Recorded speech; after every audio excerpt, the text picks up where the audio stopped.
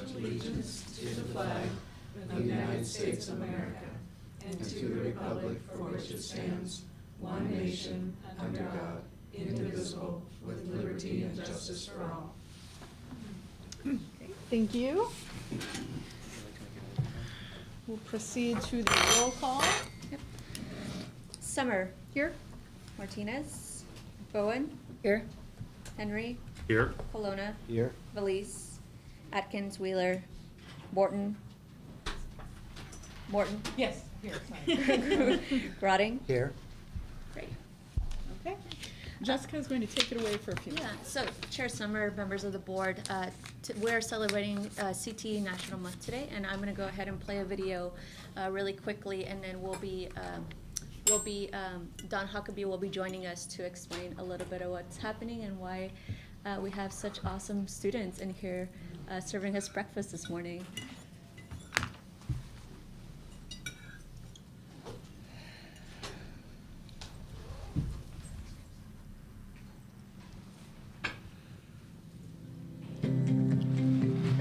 CTE classes prepare students for career success in kind of a number of ways, really.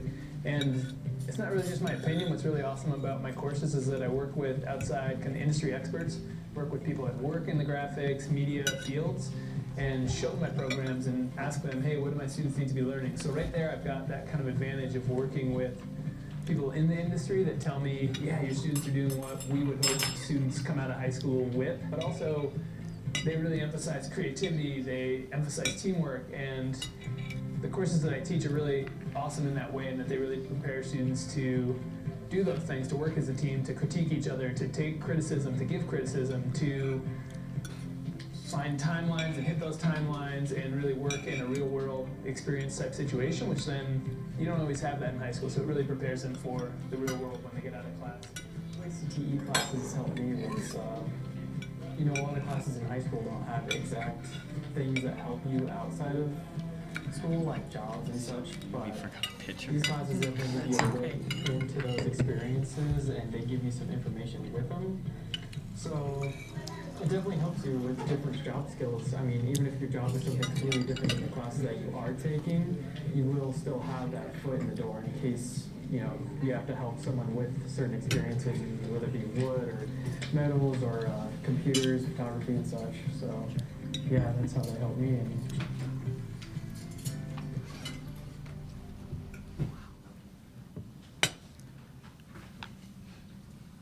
Well, Chair Summer and board members, this was the winning CTE student video. This is Dakota Husted, and he was, I believe it's a he, but I'm not sure, from Bend High School. So there was a contest for CTE student videos. My name is Dawn Huckabee. I am Assistant Superintendent in the Instruction Standards Assessment and Accountability Division. Oh, wow, we've got extra things going here.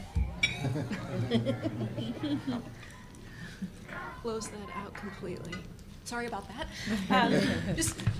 We are celebrating National CTE Month a month early. It is actually in February, but we do not have a meeting next month, so we are celebrating this particular month. And just to give you a little bit of idea of an origin, what our focus is, we are focused on high wage and high demand careers through our CTE programs of study. We have 685 secondary programs and 333 post-secondary programs. And they have an applied and concentrated curriculum for almost 40,000 of our secondary students and 60,000 of our post-secondary students. Now, the post-secondary includes students beyond 18 to 24-year-olds, but a significant number of our students across the state are engaged in career and technical areas of some kind. And our areas are really in 6 big areas: agriculture, food, natural resources, arts, information and communications, business and management, health sciences, human services, industrial and engineering systems. And so you have a fabulous breakfast, and I want to introduce the principal of South Salem High School. This is Lara Tiffin, and she is going to introduce her team. And who disappeared. They all disappeared. They're rapidly cooking, so maybe we can get them in here, and I'd be happy to do that. I will go see if we can. I think Jessica just went. No big Great, deal. thank you. I think they're still cooking some food for people, so. But I thank you, first of all, just for having us, and also for your support of CTE programs. I'm in my second year as the principal of South Salem High School, and I am so impressed with the different activities that our students can be involved in because of CTE programs, and our culinary program is just one of those. It quite possibly is our best one, but it is phenomenal, and so I appreciate all of your support in keeping these CTE programs and growing these CTE programs. So, Well, I think that we get the real benefit today, well, honestly. you might. We ate the real benefits. So I would like to introduce the people responsible for those delicious breakfasts that you have. We have Torrin Tollison here, and Caroline Ritchie, and Sage Monahan, and Drayden Moorhead, and they are under the guidance of Chef Wywick. And I have to say you selected well, because they are not only the reigning state champions, they've also won 6 state championships and received 3 second places in the last 9 years. Wow.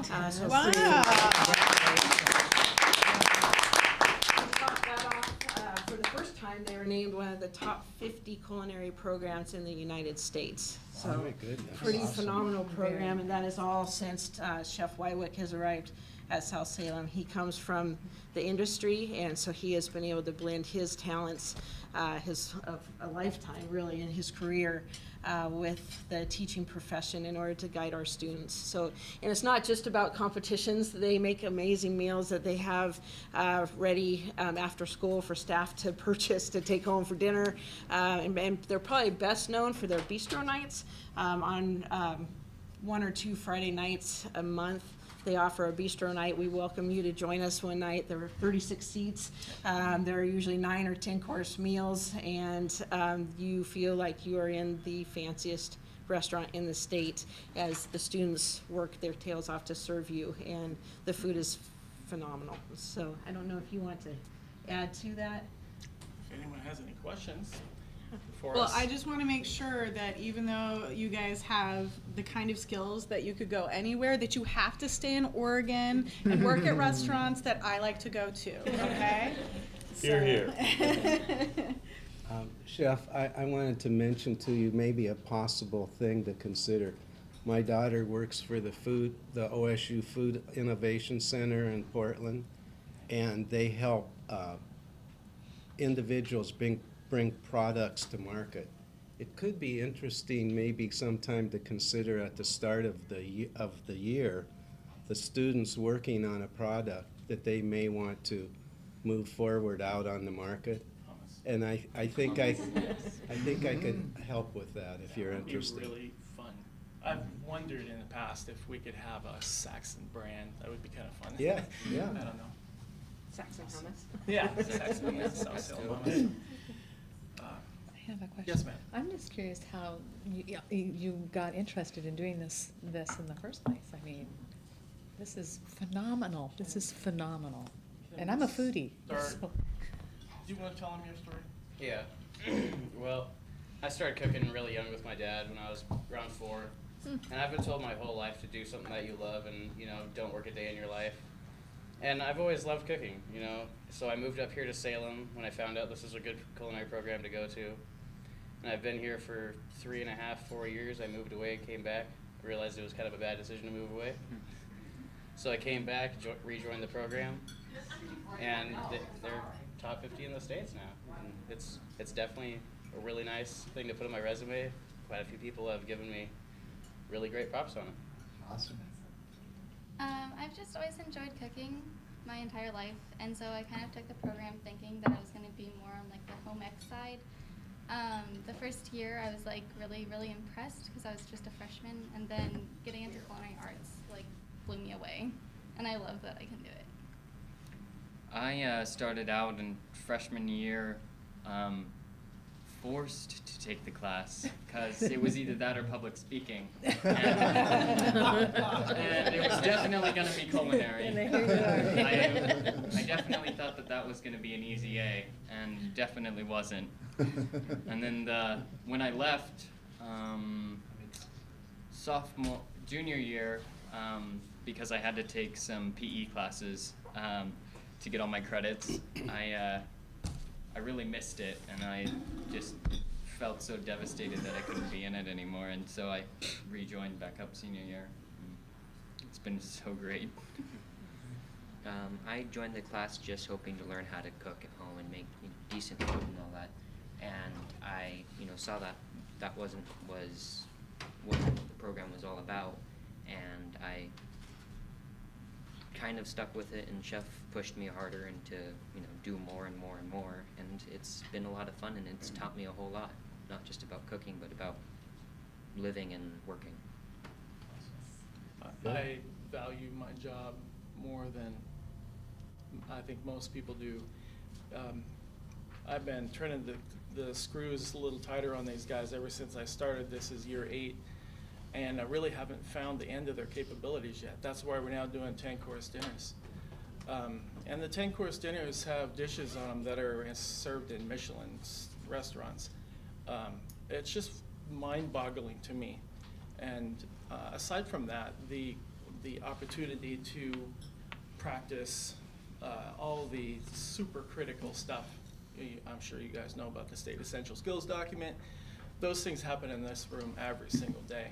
And one of the reasons that kids find it so hard is that there's so many different things to think about. There's all sorts of timing and communication and planning and forecasting and costing and just tons of stuff to do, and there's a lot coming at them. But we try to have an atmosphere of embracing failure in hopes of not failing again, especially on the same thing. But anyway, I'm just really grateful for my opportunity to work with kids. The only reason I came in the first place is I was a mentor chef for the culinary team for 7 years before I started teaching. So they just kind of proved to me what they were capable of. I remember going back to the restaurant and telling you all might know Jeff James. I was working with him at J. James. That my culinary team had just as good a skills as our employees and better attitudes, and they were working for free. So it was just like, wow, that's amazing. Because when you're an employer, you're trying really hard to get something out of people. It's frustrating sometimes, and that's another reason I love my job, because I'm trying really hard to send out a turnkey employee that has all those skills that I don't think we focus on enough. So. We appreciate the work that you do with the students. Yeah. It's a blessing. Thank you.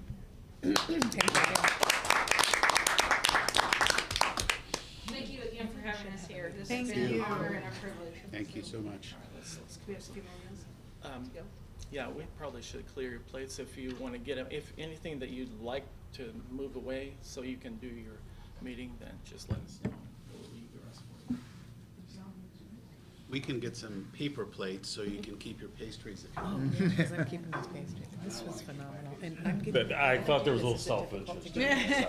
No, Okay, just I send thought an I email said to me if you don't mind, Alright. and say, They I wanna do, be on the and they basement taste report. Yes, good. I The next totally one's February. It's 24. That's a Friday.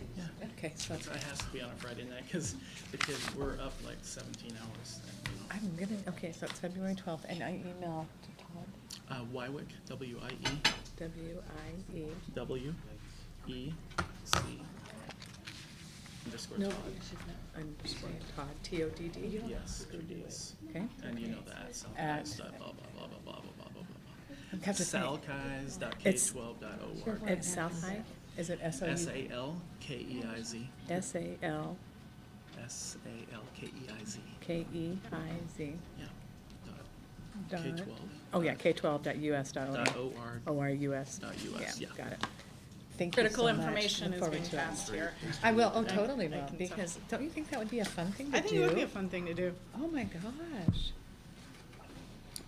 Do they, what's the cost for it? Thank you, Dr. Nora. You have such talent in so many areas. You're kidding. That's Oh, the you best. did? Yeah. Okay. I was a barista and I have maintained the coffee skills. I have an espresso machine at home because of that. Good skills. Mhm. Life skills. Those big fancy kinds? Yeah. Like a $10,000 one? No, definitely not that fancy. Those little ones? Yeah, it does have an internal grinder and a special steam wand that's Because that kind of so I don't have to most do people the never see. They don't even know It's, it's they don't even know. And so Would you recommend it? I do his recommend job it. I searched a lot. could actually for see it. So. I can talk to him about All right. things over and over and over. Yes, let's go ahead to board reports. We'll start with Jerry, even though he just took a bite, and I was just, maybe we'll start with Dawn. Yeah, and I picked the wrong day with my doctor to have to fast. Is when I get out of here, I have to go get a blood test, and so I'm having to fast. Can you So take it with you? this was cruel. Can you take this with you? I will take that with me. Yeah, I I think will you take that with should. me. Just, we're kind of halfway through the school year from the practitioner's point of view. I think kids are doing well. I think there's some excitement within the schools with our new ESSA. We're going to hear about Every School Succeeds Act, maybe a little bit more of some local control and things that this body will have possibly some more influence on. And I think good things are happening in our schools, and look forward to seeing where it goes. I know our governor came out and with some specific goals and strategies around education. It'll be interesting to see how that plays out. That's it. All right, thank you. Are you taking Jerry, are you ready to share? I am. Yes, thank you. Thank you. I feel like we should institute a sharing circle sort of style, like students do. So my daughter tells me about it. So go ahead and share, Jerry. Okay, I have 3 things to mention that are pats on the back for the staff. The first one is, again, our notebook agenda items keeps getting more user-friendly. And with the tabs, boy, do I ever love those. I also like if there's a different color for each item and the large numbers on each particular item. That makes it so much easier to find. So it is very, very nice, and I know it takes a lot of extra work to do that. The second thing that I appreciated was Kate Pattison having each superintendent write a letter for each of the waivers that comes forward, so that we know that the superintendent and the school board and the district are also in agreement with the waivers that in this particular case would be charter schools are asking for. And I saw each of the 3 charter school waivers have those letters. And then the third item is a really excellent write-up that was done on instructional time by the staff. That's a comprehensive report with lots of data, lots of time surveying, lots of information that was brought forward. And it was, I think, about December of last year, if I'm correct, where we did ask for that report to come forward in January on an annual basis. Here it is, and it indicates that things are going well out in the districts in terms of cost and implementation. So I think that's very good data. Thank you. Thank you. Sam? I'm delighted to be here with my colleagues. I'm delighted that we're going to have a presentation on the Every Student Succeeds Act a little bit later. Some of you may have known from private conversations that I didn't think that Congress was going to be able to do that before they went to recess. In fact, I owe a certain lobbyist for NASB dinner. Fortunately, I decided to come to our meeting here and not fly to the NASB board meeting in DC, which is canceled because of an impending snowstorm. But in DC, an impending snowstorm can be anywhere from 1/4 of an inch to whatever it takes. I'm excited as well as my colleague, Dr. Colonna, about the organization and the hard work that Jessica has and our other staff have put into this, and just really looking forward to our continuing work together. I'll skip back to Mary. Hi. Hi. Nice to see you all. Yes. It's been a while. It's plugging away in the classroom. Got a book that I want to share with you. I happen to know the author. It's The Mission, Not the Mandates. Amy Fast is a McMinnville teacher, and I picked it up, and I am having a hard time putting it down. I'm in the middle of moving to Salem, so I'm relocating, so it'll be a little closer, but this I highly recommend. If you haven't picked it up, please do. Would you mind passing it around? So we Would can love check to. that? And are you changing schools?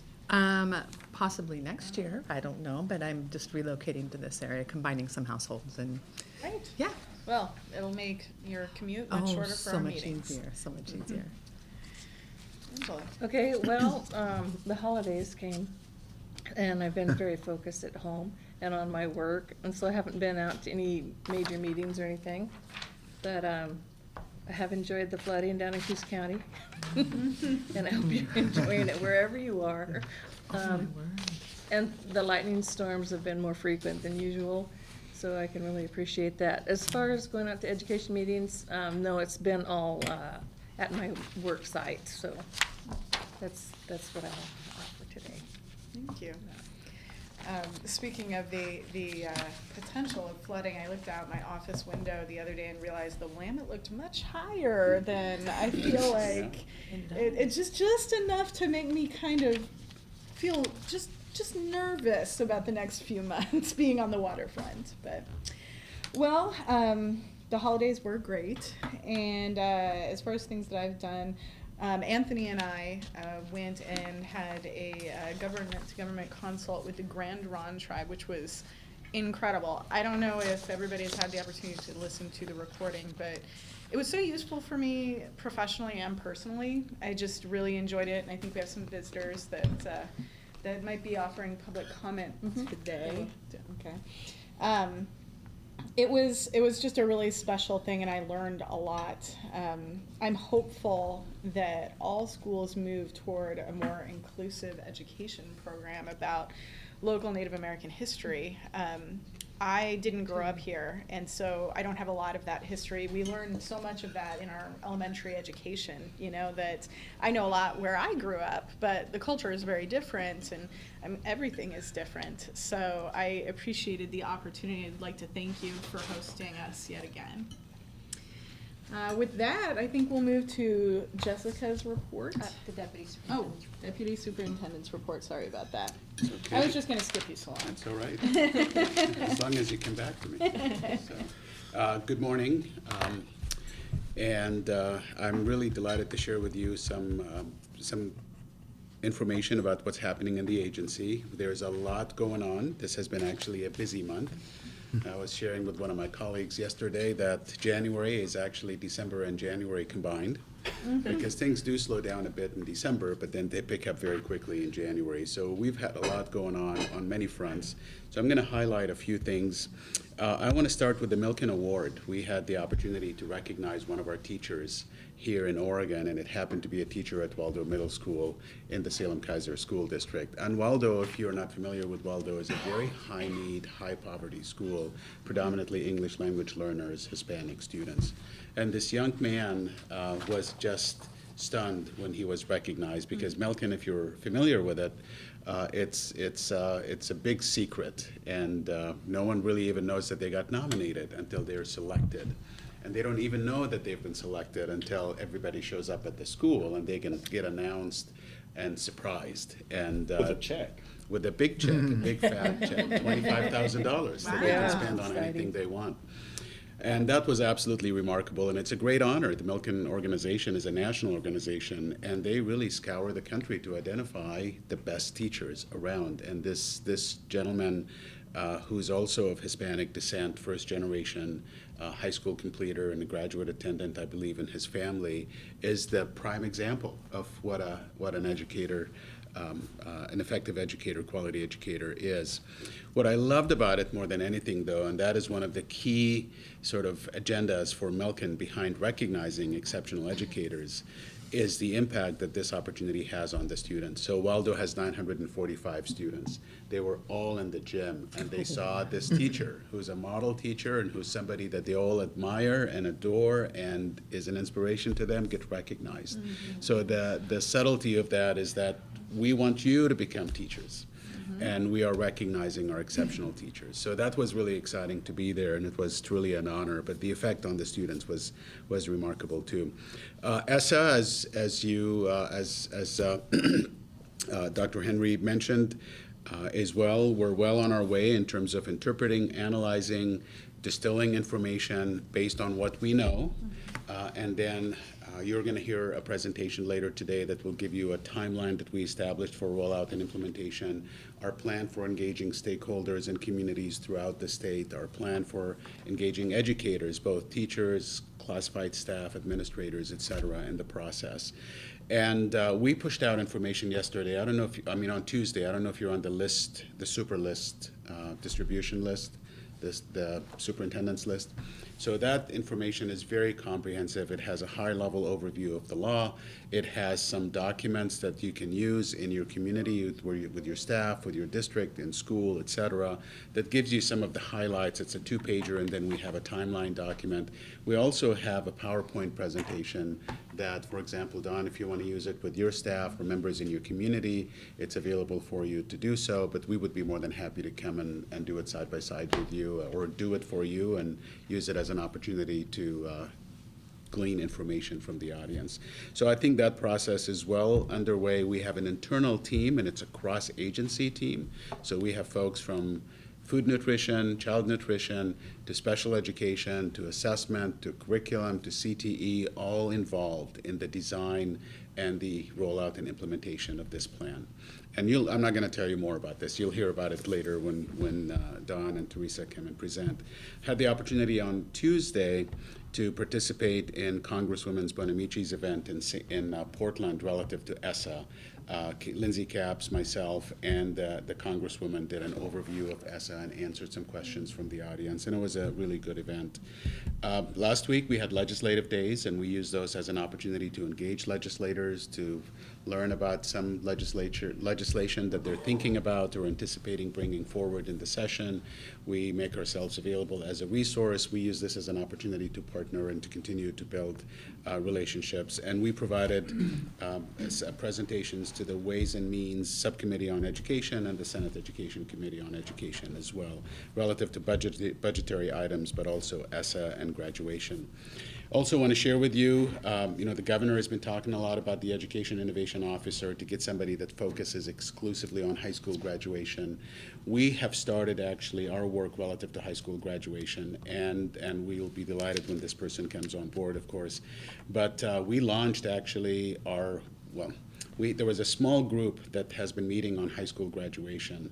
I expanded that group, and we had a meeting in November, and we've expanded it even further. So now it's grown to 50 members, and these are practitioners, principals, educators, superintendents, community-based organizations that work closely with schools relative to students that are needing additional supports to graduate.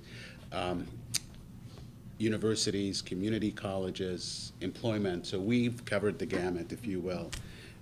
And we're trying to be really mindful of all students. So we have the principal, Sam Tepeau, for example, the principal of the Siletz school is part of that work. And our goal is to really start these conversations around graduation. How do we improve graduation in our state?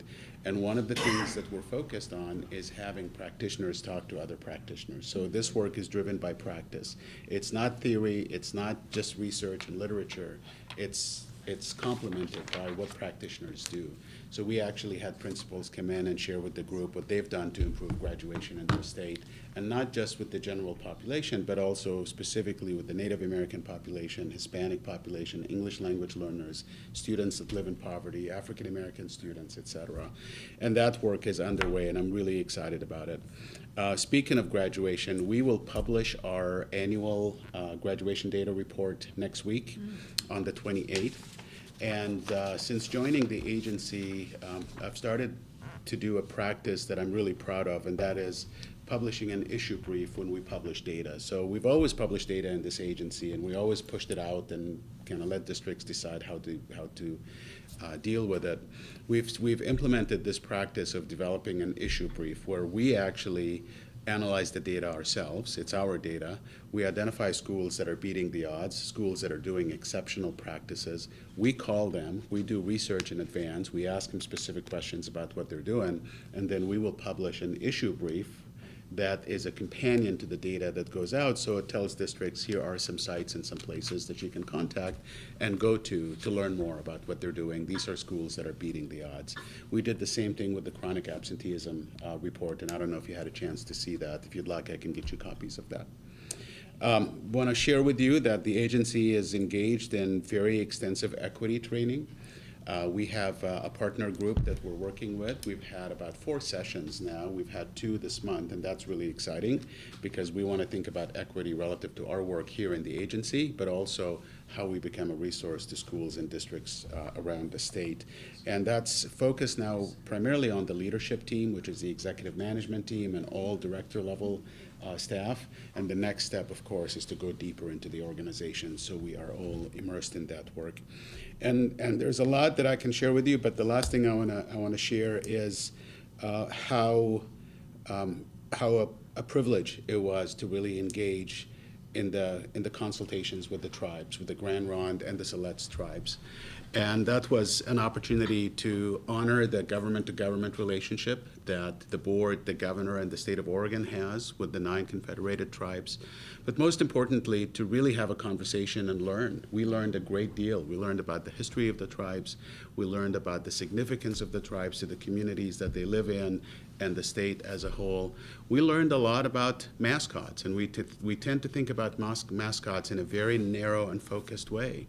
We learned that these images and these symbols are a form of identity, are a representation of identity, and they mean a great deal to the tribes, and they're a vehicle for them to engage schools and communities to help promote an understanding of the tribal community, its culture, its history, its identity, its values.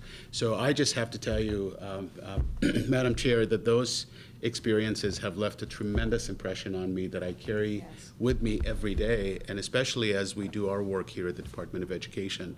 In fact, we had conversations in our management team a couple of weeks ago, and I reminded our staff that we do have a government-to-government relationship with our tribal communities, and we need to engage them at that level. So as we encounter issues, or as we begin to consider issues that have a direct effect on our Native American students and the tribes, we need to engage in a different way, and we are committed to that. So I'll stop here, and thank you so much for the opportunity.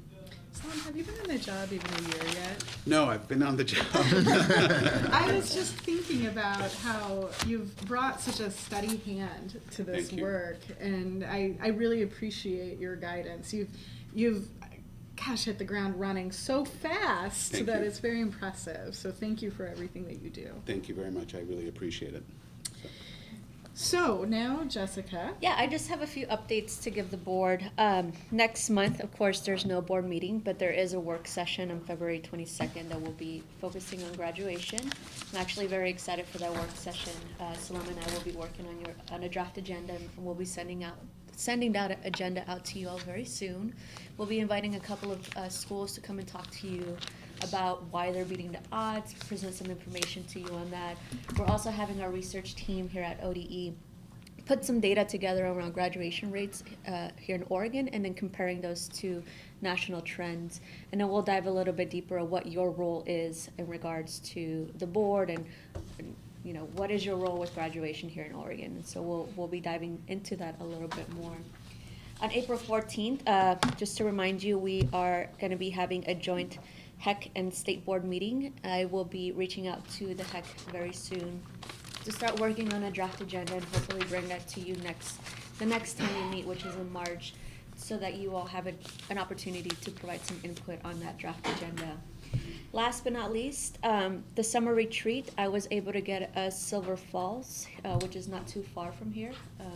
So we'll be working on that agenda as well. Miranda and I will be talking about that a little bit more. But I guess just one more thing to add about the summer retreat is that our last work session that we focused on equity, that work will actually be shifted over to the summer retreat. And so we'll probably be spending most likely a half day to a whole day discussing and figuring out what your equity plan, vision, and mission will be moving forward. So, yeah, that's all my updates. Thank you. Yeah.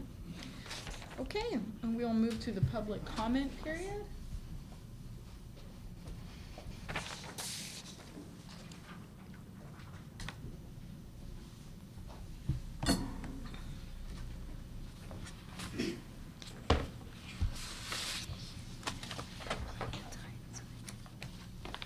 Thank you. Okay, Jack Giffen?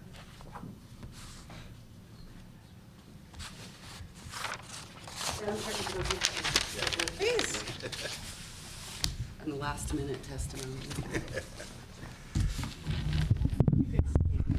Record, nice to see you. Well, good morning, and I want to thank the board for allowing the tribe to come before you and give some testimony on behalf of the tribe and our culture. I want to apologize because I believe the written testimony handed in is coming from Chairman Lino, and as a couple of you may know that he has a medical issue that he had to attend to, so he was unable to be present for this testimony. So I'm Jack Giffen Jr., the Vice Chairman of the Tribal Council for the Confederated Tribes of Grand Ronde, and with me today is Tanya Gleason, Councilwoman Tanya Gleason. Thank you. It's an honor and a privilege to be in front of such a high-level decision-making body like this for the future of our youth. Many of you may not know that there's two special gems in the life of a Native American: your elders and your children. And from historical practice, our elders taught our children, and in the modern world, we still have that responsibility to make sure that our children are taught in an appropriate way. So with that said, I'll read you our testimony for today. As a sovereign nation, the tribe has worked hard to build positive government-to-government relationships across all levels of government. We have done so on federal, state, and local levels, including our own local school districts. We appreciate the State Board of Education's recognition of our sovereignty and for the government-to-government consultation with us. The recent changes to the rule before you are supported by the tribe. If passed, the proposed rule would help the tribe foster positive relationships with neighboring communities and surrounding school districts. We are committed to work with our local school districts. It is the tribe's goal to build respect and understanding of the tribe's history and culture, and to give all youth the opportunity to learn the tribe's curriculum and to foster culturally respectful representation of Native American symbols and pride. The proposed rule allows the tribe's tribal determination of when a mascot is culturally significant to the tribe. The Confederated Tribes of Grand Ronde, along with other Oregon tribes, prefer this solution because it allows the schools to keep their mascots, their native mascots, if they collaborate with the tribe on positive portrayals of native symbols and integrate native studies in school curriculum to combat stereotypes. The history of Oregon did not start with the arrival of Lewis and Clark. It occurred for thousands of years before they set foot on our land. And many of these Indians, braves, warriors, and chiefs are worthy of being honored as high school symbols and of respect and integrity. There are 9 federally recognized tribes in Oregon. The history of our peoples who have lived in the Oregon since time immemorial is significant to all Oregonians, but today it is either ignored or poorly described in our schools.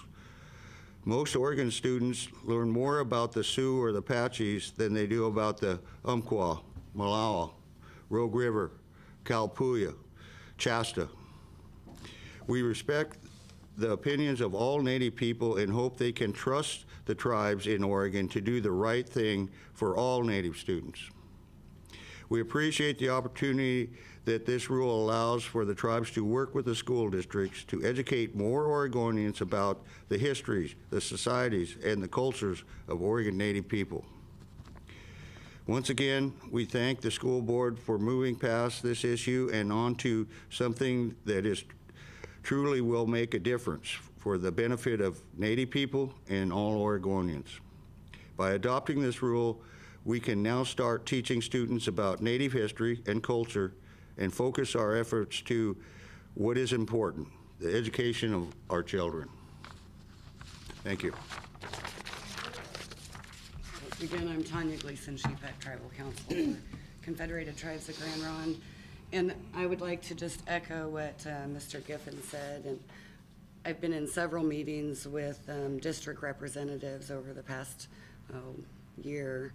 And I believe there's a commitment to working with the tribes. And I look forward to working with the districts and seeing our history finally taught in the Oregon schools.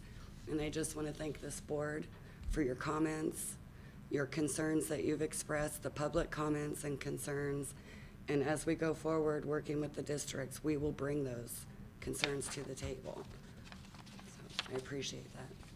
Thank you. Do you have any questions of us? Questions? I don't think Okay. so. Thank you for Thank your you. comments and for coming down and visiting with us again.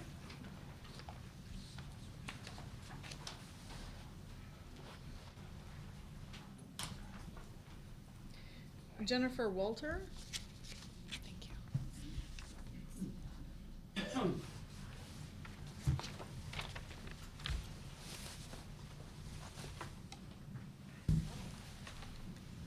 Good morning. I want to start with saying that when I got my educational credentials, I spent time studying the research that was done on Native American students and became more aware because really I'm old enough that I didn't get any exposure in my public school education to the awful things that happened to Native Americans in Oregon, as well as the awful things that happened to other people of color in Oregon.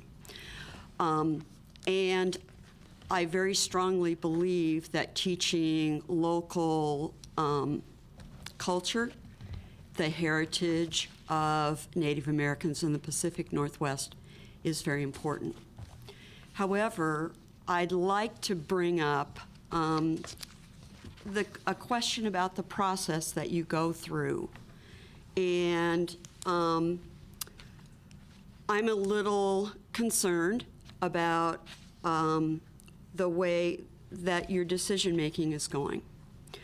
And that is, I'll give you the example. On December 21st, there was a public hearing on the Native American mascot issue. And I attended. There were other people who attended as well. And we were told by the hearing officer that there would be a report submitted to you about that. When I looked at the meeting materials, there was nothing in the meeting materials that reflected either that a public hearing was held, I don't know if you even know that, and there was nothing in the materials that indicated the concerns that were brought up during that meeting. So I'm concerned about the decision-making process and whether you are getting fully informed before you make a decision. And I'm also concerned about the public perception. Does it matter if individual citizens or groups come before you and raise concerns and raise legal arguments? Is that a concern for you? Do you want to give the perception that public input is considered in your decision-making process and whether it's being honored or not? So that's a concern for me.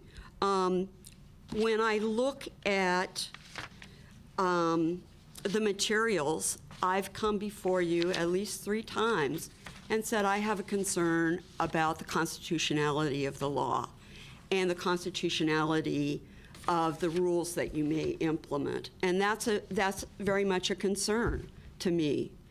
And the fact is that not one of you has ever asked to have the staff respond to that. And that concerns me as well. And it concerns me again because it doesn't appear that, that there's a respect for what you're getting from people. So that's the concern I want to bring to you. And I think it's a concern that's broader than the Native American mascot issue. It goes to how you're making decisions and how you're informing the public about your decisions. So I'm not satisfied with the rule that it appears you're going to adopt this afternoon. I'm not satisfied that you've considered carefully the arguments that I've brought up that are ones I think are legitimate. And so you'll do what you have to do, and I'll do what I have to do.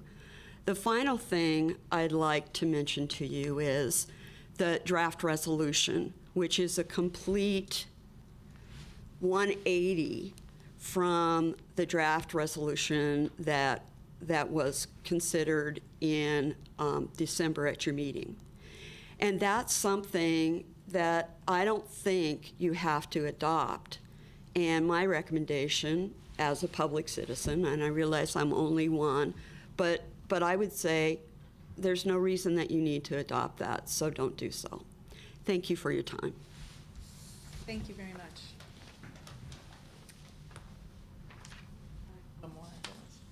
Chair Summer, just really quickly, we'll be getting the hearing report to you all this before lunchtime. That was just an oversight on our part, so we apologize about that. Okay, thank you. Siadam Edmo. Good morning. Good morning. Good morning. PowerPoint. I didn't receive that, I'm sorry. I sent it back in December. Oh, let me see if we can get it loaded. Okay. Can we take a 5-minute recess? Okay, we'll just take a 5-minute break. Did you send it to Sienna? I think, yeah. Older bladders appreciate Both of, I think both of them. Yeah. Okay. We have, you have one.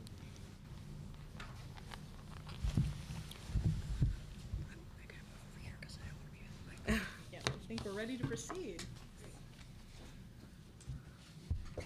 So again, for the record, my name is Siadam Edmo. I'm Shoshone Bannock Nez Perce Yakima, and I'm the current president of the Oregon Indian Education Association, and I'm here to present our comments in response to some of the changes that have been made since last meeting to this meeting, and just to put some of the work in the context of the Indian mascot debate nationally as well that's happening.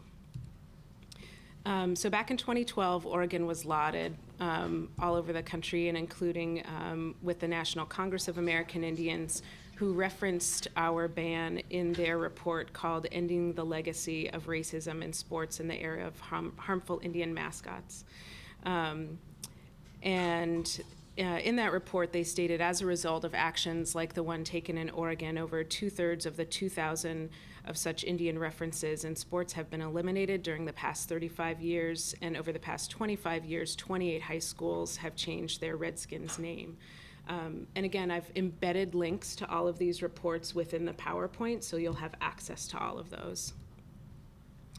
Further, the National Congress of American Indians in 2014 referenced the Indian mascot debate in the President's State of Indian Nations address. Brian Clattisby specifically was the president and delivered these remarks.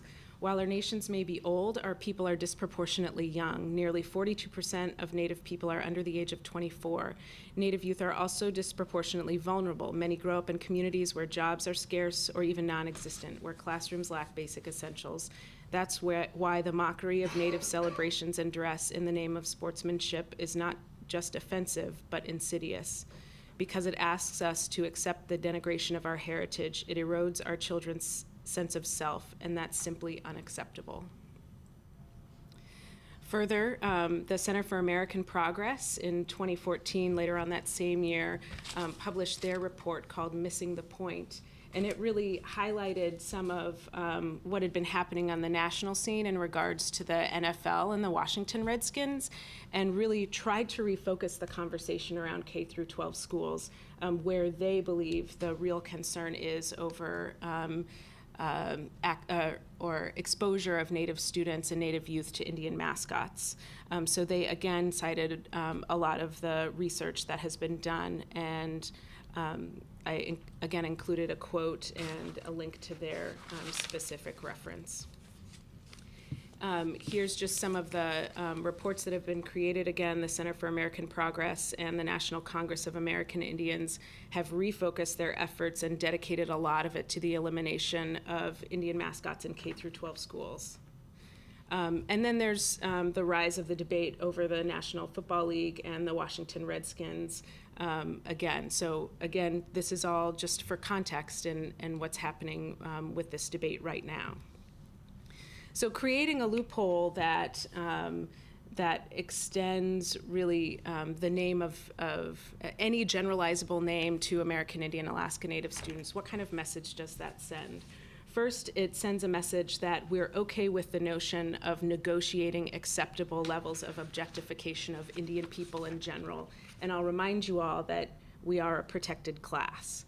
So that brings up another, I think, further complicated issues about Indian identity and civil rights. Those without tribal citizenship in an Oregon tribe have no representation, no ongoing representation, other than right now the public hearing that you're proposing about negotiating acceptable and ongoing use, yet they would still be represented in name.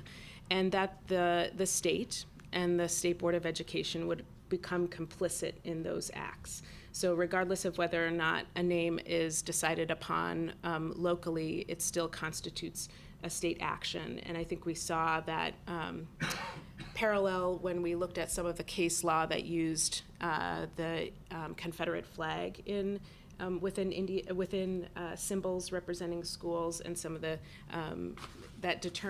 case law that determined that that was an act of the state. So we would become complicit in those acts. So again, since 2012, what else has happened around the country? Well, we've also seen, and this is out of Alabama, a local school that had an Indian mascot, and their rivals created a 20-foot banner which said, "Hey Indians, get ready to leave on a Trail of Tears round 2." So again, acts of discrimination happening within school. And here's a college example with ESPN's College Game Day in 2014. Send them home, hashtag Trail of Tears, hashtag Go Pokes. So the level of also social media and what kind of risk and exposure that brings, and the responsibility that we have as educators and as school officials to ensure that bullying doesn't happen affiliated with anything around school. So again, taking this a level further, would we accept a hashtag called Beat the Blacks in an era of Black Lives Matter? Would we accept a reference to slavery 1619 like we've seen references to the Trail of Tears? Would that be acceptable in our schools? Beat the Latinos immigration reform. Would that be something that's acceptable? So again, opening the opportunity for folks to, again, reference our ethnic and racial background, and open our students up for discrimination to happen. So going to revisit a little bit of our specific history. Back in 2013, when this bill was going through to create this loophole, I went to the Senate Education and Workforce Development Committee, and I took with me this photo. This is my father. He was his school's mascot, and some of you have heard the story before. Creating instances of discrimination is not a teachable moment. It isn't a good enough justification for keeping generalizable names in our K through 12 schools. And at the time, one of the lawmakers threw the picture on the desk and said, "These are irrelevant." And what I should have said then, but what I'm going to say to you now, is that they're not irrelevant, and here's why. Most folks who want to preserve their Indian mascots are doing so in the name of tradition and history. And to say that only their tradition and history in respect to these Indian mascots is the only history that should matter is in itself discriminatory. So the fact that these were based in and used actual Indian people to dehumanize them, it is also relevant. Our history is relevant. Our experience with these mascots is relevant in this conversation. So again, the climate, we have law firms across the Northwest and across the United States boycotting FedEx and other businesses related to the Washington football team. Again, the Center for Native American Youth, the Center for American Progress, the National Congress of Americans, and NIEA, all angling towards the Department of Education and really using some of your laws and policies as models for what they might be asking the U.S. Department of Education to do. And we're working with district equity units to try to create model policy to protect students from harmful race-based mascots. If we go the way of approving a more generalizable name, we will go ahead and work with those states and the equity units to do that. Again, I believe the original version of this, this rule had tribes using their authority over their own names and cultural property related to it. And they can't and don't speak for all Indians living in a particular school or district area, nor the students that will be exposed to these mascots who will be playing those schools. So the original policy that you considered was in line with the NCAA namesake policy that the National Congress of American Indians has supported.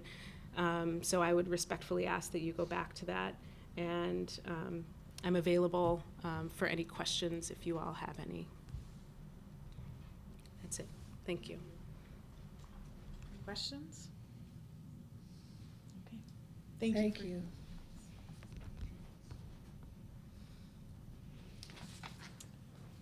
Okay. Or Madam Chair, we'll have copies of her PowerPoint? Yes, Or- I think that it's coming electronically. Okay. We will provide that. Thank you. Okay, that concludes the public comment period. So we'll move to agenda item 3, which is the consent agenda. Are there any particular items that any board members would like to pull and discuss? Okay. So move. I didn't even have to ask. Is there a second to adopt the consent agenda?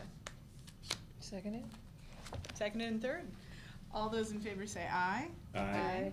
Opposed? Abstentions? Passes. Thank you.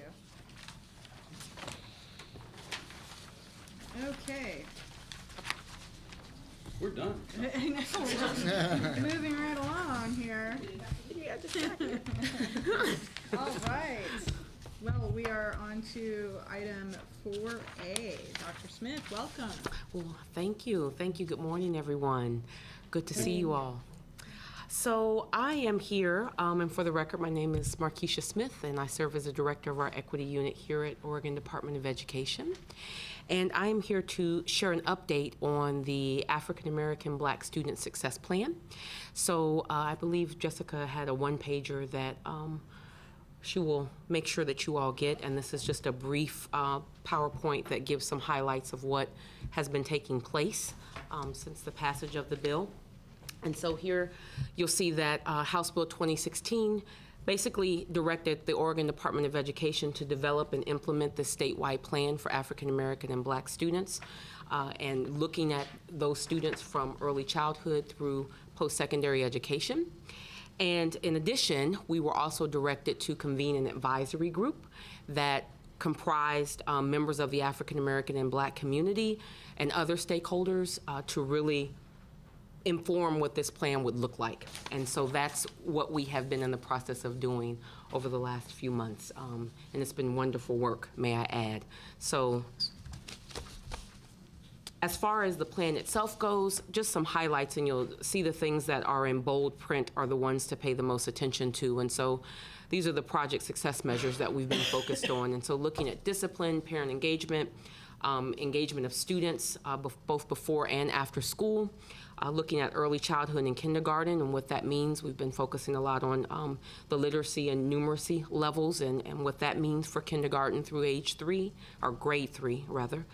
Student transitions to middle school, culturally responsive pedagogy and curricula, so that culturally responsive pedagogy and practice, really a key part of this. And then as we think about what this looks like for students in the post-secondary world, really what that attendance is like for students in community colleges and professional certification programs, as well as four-year degree programs. So those are the highlights of what we want to focus on. And so at this point, this year one really gives a good synopsis, I think, of what we've been doing so far. We have two co-chairs, Joyce Harris from Education Northwest and Charles McGee, represented from the Black Parent Initiative. And our advisory group is comprised of 32 members. From P20, there is a wide variety of experience and expertise that is represented as a part of that advisory group. I think we did a really good job of recruiting some powerful players who are helping to inform this work. We've had cohesion in the group, which is always a wonderful thing. We all definitely have the outcome of making sure that education for African American and Black students is as it should be, and that those opportunities are afforded to them to realize their dreams. And so we're all on the same page as far as what our ultimate outcome for this means. We've convened four meetings so far. We've got 6 others that are planned. And at this point, we've really sort of divided the work up into grade level resource teams, is what we are calling them. And it's helped in thinking about, where expertise lies within the group. And so we have folks that are working from, early childhood, K3, we've got a middle school group, a high school group, post-secondary group that are really thinking about and making recommendations for each of those grade levels for African American and Black students across the state. One thing that I don't think is included here is that on January 1st, we had a report that was due, just an interim report, very similar to what you're seeing here, that gave the folks across the street an update on what we had been doing, and that was part of what was required in the bill itself. And so we passed that with flying colors. They have been very pleased so far with the work that's happening. And then just returning back to the slides here, we've got this draft operational framework that has been created by the community members, the advisory members, and that's really where our focus is at this point as the resource teams are digging into that. And now that we have goals, we're sort of beginning to go a little bit deeper and talk about metrics and really what this looks like, what's doable over the next year and a half or so. And so those conversations are ongoing. We have our project charter that was adopted very early on. And one of the really important pieces, I think, of the work is making sure that we continue to stay engaged with the community. And so we have a series of community engagement meetings that have been taking place. We had one in Eugene a couple of weeks ago. I was able to, myself and Charles McGee were representing at an event in Portland at Boyce Elliott Elementary. They had a town hall meeting there where we were able to share how this plan really would look for students in that school, and that school being the one in Oregon that has the highest population of African American and Black students in our state. And so it was really important to hear feedback from those parents so they can see themselves, see their children in this plan. And then we have events that are scheduled, as you can see, coming up. And actually, our education specialist, Kendra Hughes, is on her way to Pendleton as we speak for the community engagement event that's taking place there today. So that's where we are. Questions? This is very exciting. I'm excited too. Love looking at the work you've been doing and listening to you. That's great. Thank you. Thank you. I appreciate that. Thank you for all your work, Keisha. Are they also, is the group looking at, in addition, some of our African immigrant challenges that come with that particular population? Yes, we are. And so when we were thinking about, well, not just everyone was really thinking about what to name this, I think it was really important. We had a discussion around, is this just an African American student success plan? And we realized, no, right? So when we think about what that looks like, African American and Black being sort of an all-encompassing term that we would use for folks from African descent. And so within that, it's definitely making sure that we stay focused on immigrant and African populations in the state. And so that is at the forefront of the work that we're doing. So, thank you. I applaud the work that you are doing, you have Thank you, done, Mr. Henry. and your plan for what's to come. And my colleague's question about that, as you and I know from some other dialogues, has raised some real issues because we all haven't always had the data to Right. help inform us. I had a series of words with Portland Public Schools, for example, in terms of the data they had for classification of students. So we only hope that this will continue, and we definitely support it. Thank you, and I appreciate your support, as always. Oh, all right. I would love to come to your next Portland meeting or event, if you could. Yes, let me know. I know we're going to have one, Gresham area that we're trying to organize at this point, so we'll make sure that you all have invites. I will do It's so. near home. I will do so. And Keisha, you could work with Jessica, and she'll get the information out to all board members. and Yes, advisors. we'll make sure you have that. We'd love to see you there. That would be great. All right. Thank you so much Thank for your work. you. Thank you. Have a wonderful day. You too. Okay. Moving along at an alarmingly fast pace, Jean. I know, that was it, right? Oh, Miranda, you got it now, you gave it the hex. So we're on 4B. I knew I could say it because I knew Emily was up next. And she always also moves right through it. Okay, Chair Summer, members of the board. I'm Emily Nazarov in the Government Legal Affairs section, and I'm here to talk to you about instructional time.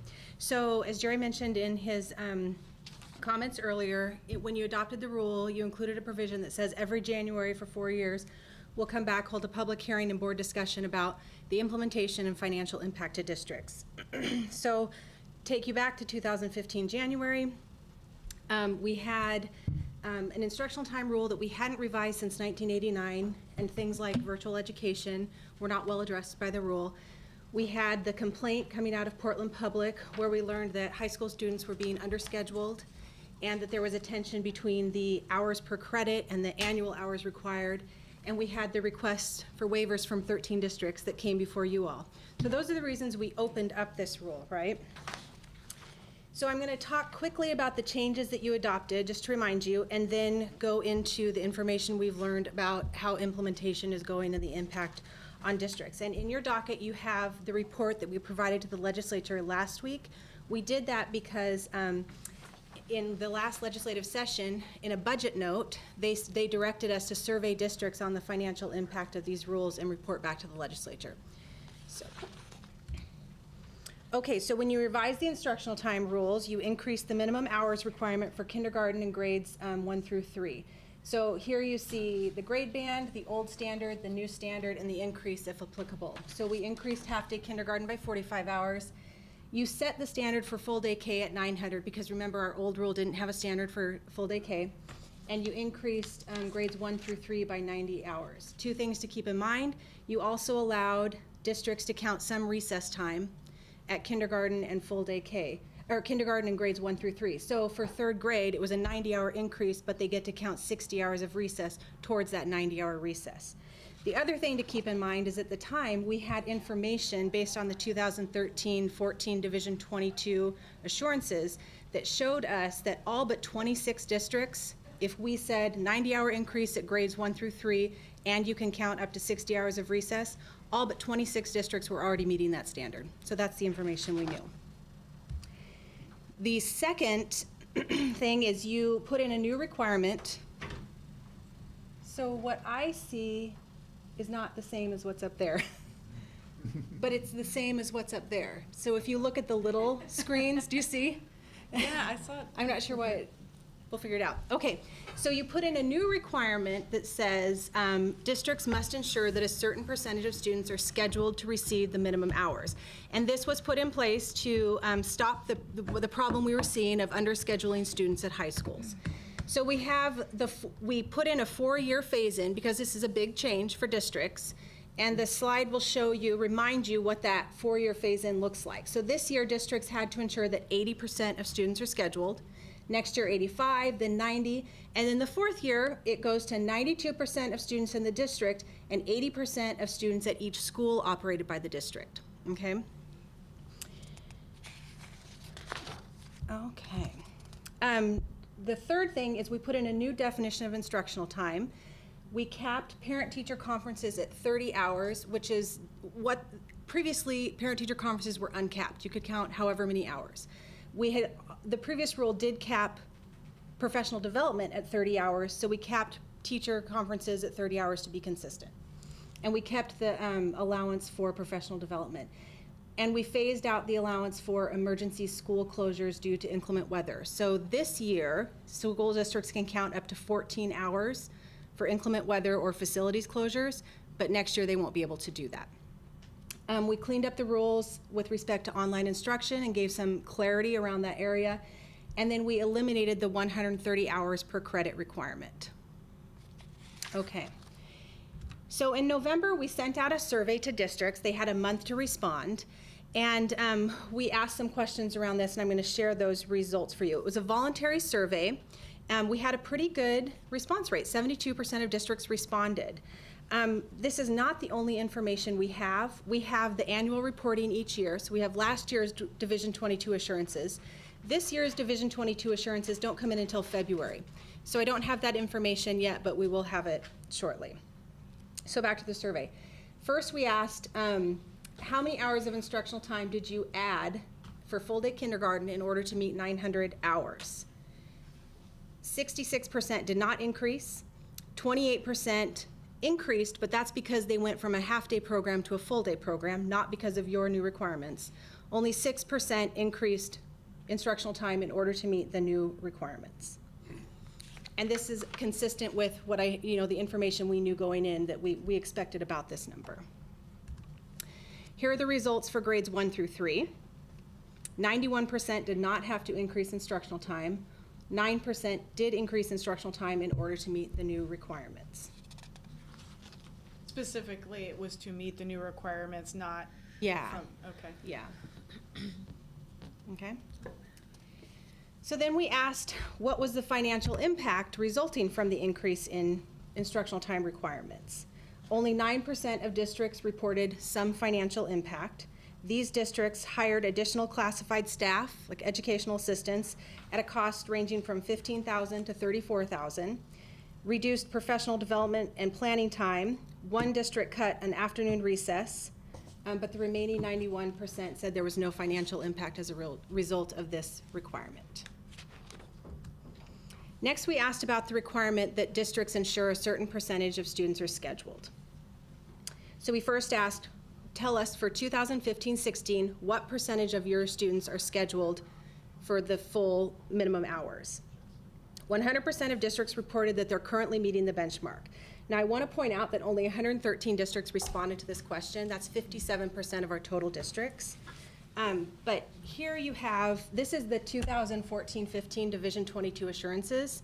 So last year's numbers, we asked this same question, and last year there was only one district that wasn't meeting the benchmark. So I feel good that when the Division 22 assurances come in that are mandatory in February, that we're going to see that probably 100% of districts are meeting this requirement. Any questions about that? Okay.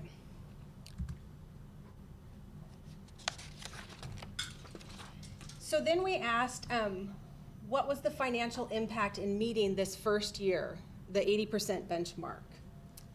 84% said no financial impact, 16% reported some financial impact, and they reported one district increased online offerings, another added one student contact day and reduced one conference day. One district had increased transportation costs, and one district added an additional FTE at the middle school and high school, and it's approximately $75,000 to $100,000 per FTE. That's what the district said. Okay, so then we asked, we don't know if districts don't know what the financial impact is yet of this fourth year, right? But we asked them, looking ahead, do you anticipate any financial impact? 119 districts responded. 76% said they anticipate no additional financial impact. They're already meeting the standard or can get there without additional financial impact. 2 districts were uncertain, and 26 districts anticipated some impact if the budget remains at current service levels. So those anticipated costs included, the number one thing we heard was additional teachers at the high school level. It's not surprising given the problem we had seen in the underscheduling of high school students. And that ranged from one district would have to add one additional teacher to one district said $2.4 million for 22 licensed teachers and 12 classified staff.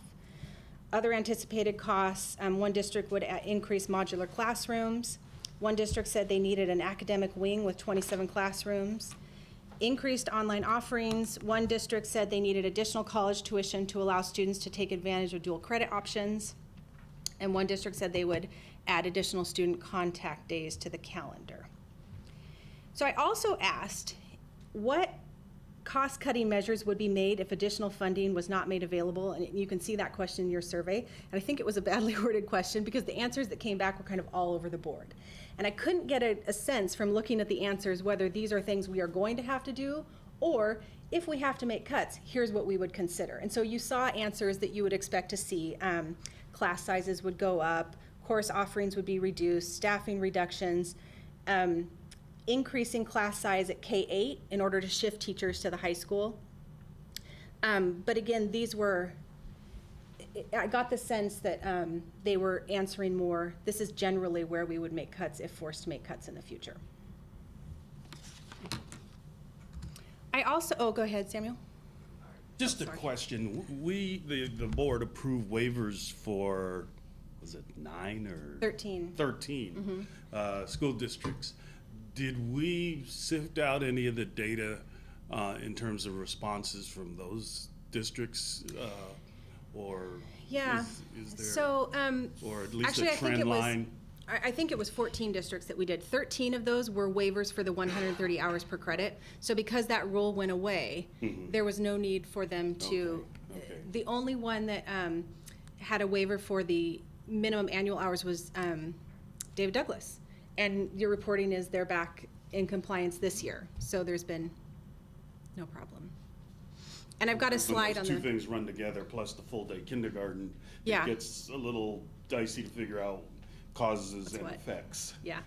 And I've got a slide here to talk about the 130 hours. And for the kindergarten and cost, the districts that responded to the survey on the earlier side, I was able to follow up with them and say, so was your increased cost due to the instructional time or due to full day? And across the board, they said it was due to the move to full day. So I was able to confirm that. So we asked, have you had to go through any collective bargaining in order to adjust contracts to meet these new requirements? 15 districts anticipate some issues will need to be addressed through collective bargaining. 3 districts have already entered into bargaining. And you can see one district, it was with the license group to decrease professional development in order to add 2 student contract days. One district just said because student contact is a mandatory bargaining issue, and the other, they had to increase contact time for their 3 primary teachers. So those are the districts that have entered into collective bargaining for this. Finally, we included 2 very open-ended questions asking, is there anything else you want the board to consider as part of this hearing? And is there anything you want the board to know about the instructional time requirement? And rather than try and we let people just open text, say whatever they want. Rather than try and characterize and summarize that for you, I have packets for you that have those responses, and it's just 8 pages of paper. It's not a ton for you to get through. I thought that'd be easier for you to look at. So I'll get that to you right after this. So we asked, how many hours per credit is the district currently offering? 66 of this, only 79 responded, but 66 reported hours per credit of 130 hours or more. They're still using that standard. And only 13 districts reported hours per credit under 130 hours, and the range was from 118 to 129. Most of the districts were around 125 to 129 hours per credit. So the next steps is we have our Division 22 assurances due February 15th. Districts reported out to their communities by January 15th, and then they report to us December 15th. So we'll have, that's mandatory. So we'll have, we will know what hours are being offered at each district in the state at that point. And that's it. Report to deliver to the legislature, right? We already delivered the report to the legislature last week, and then I'll be following up to provide them with information on when the Division 22s come in. The timelines for the legislative requirement and this didn't match our Division 22 reporting, and rather than shift that whole process, which is a big deal, we decided to just do this more informal survey. Are there any questions? Just want to also talk about what Jerry talked about. Great report. Thank you. In it. And I think just for the board, Oregon needs more instructional hours. We need to, we lag far behind other states, and we need to do that, and that's great.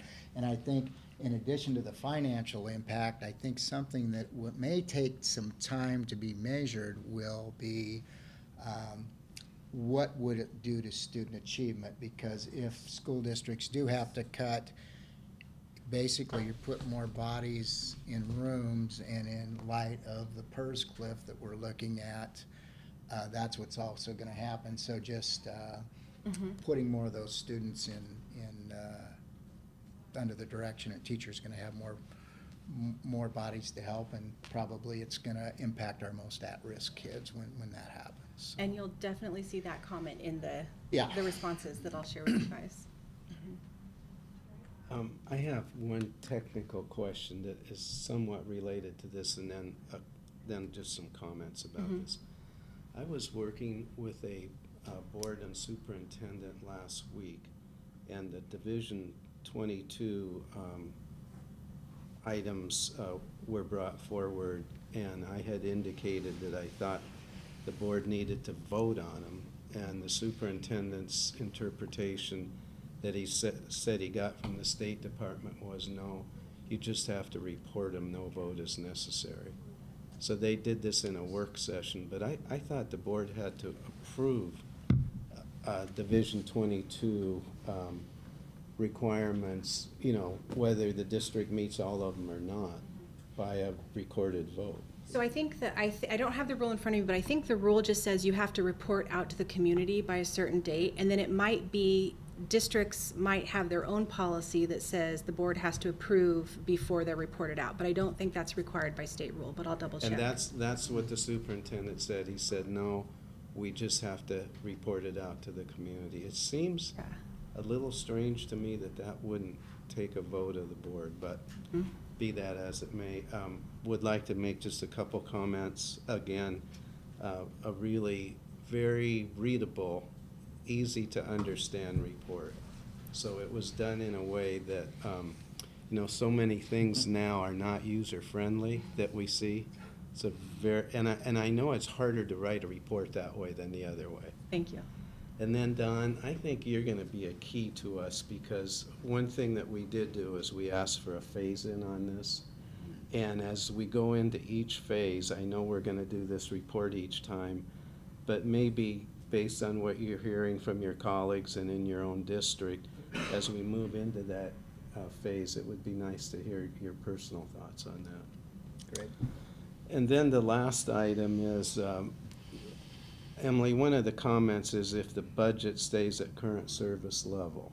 You know, as we're looking at the world economy, our national economy, our state economy, the PERS issues and so forth, we could be sitting a year or two from now in a very different budget climate. And that's one of the reasons why I think this annual report is good, so that if we have to have some flexibility, we will. I mentioned this once to the board before, but I think it's a really important comment, and so I apologize for repeating it. But when Secretary Duncan took his job, having been appointed by Obama, he was in office for 6 months. And one of the key questions, and I happened to be in the forum when he was asked the question was, what is the biggest surprise to you now that you've been in office for 6 months? He was the superintendent of the Chicago School District, and he said the sorry nature of small rural districts across the nation. And so when I heard, you know, you presenting about the financial concerns, one question was 9%, one question was 16%, and one question was 22%. My guess is that those are small, rural, isolated districts that have a tremendously difficult time implementing the things that the larger and mid-sized districts, because of the scope and scale, they're able to. So I think we have to be extremely careful. Even if 9% say they're having financial implications or difficulty, we need to look out for them. So I just wanted to sensitize that one more time. Thanks. I certainly, all of Jerry's points, but especially the latter point. I did have an opportunity when our new governor came in, and at the top, in the top 5 position, well, the 5th position, but out of the top 5 of what we needed to focus some attention and leadership on are the not just rural, but particularly away from urban area, rural districts. And we have got to be advocates for that coming to the attention of our colleagues in the legislature and of our colleagues widespread. We just don't always function in the best interest of the small rural districts.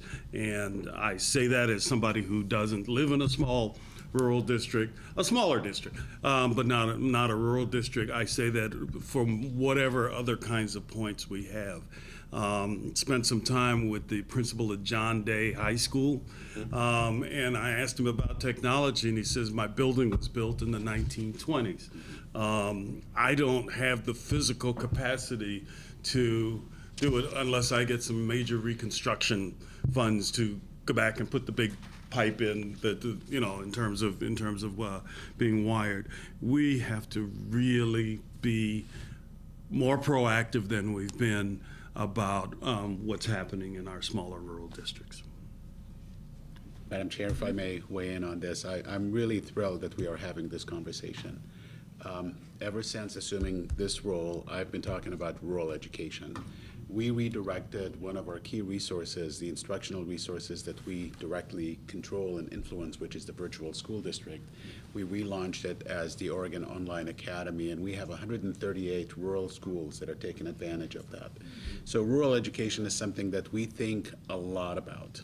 And I'm really thrilled that we are having this conversation, because we're going to actually think about strategies to engage rural communities. We're thinking about working with ESDs and even post-secondary institutions in those communities to deliver services and supports in those communities. And we've started those conversations, and I really look forward to reporting back to you on the progress that we're making in that area. Another provision that I will make you aware of, and Don and Teresa will probably talk about it in the ESSA, the reauthorized ESEA, is the removal of the highly qualified requirement, if you will. And that's a mixed blessing, because I believe that our teachers should be highly qualified. They should be experts in the subject area that they're teaching, but we know that created a tremendous burden for rural schools to meet the needs of rural students. So the removal of that provision may afford schools some flexibility to be able to offer more content and more curriculum to students that live in those communities. But I just want to, I had to jump in on this wonderful conversation, because it's something that we think about with intentionality, and we intend to do something about it. So, thank you. Emily, I had a question. It looks like we're kind of requiring districts to double report information, the ones that do. Is that very cumbersome or burdensome for them? You know, I would defer to the superintendents. We tried really hard to keep the survey simple, and when we asked districts to report their percentage, we used the exact same form that we asked them to do and put, you know, this is exactly what's required in your Division 22, basically just cut and paste.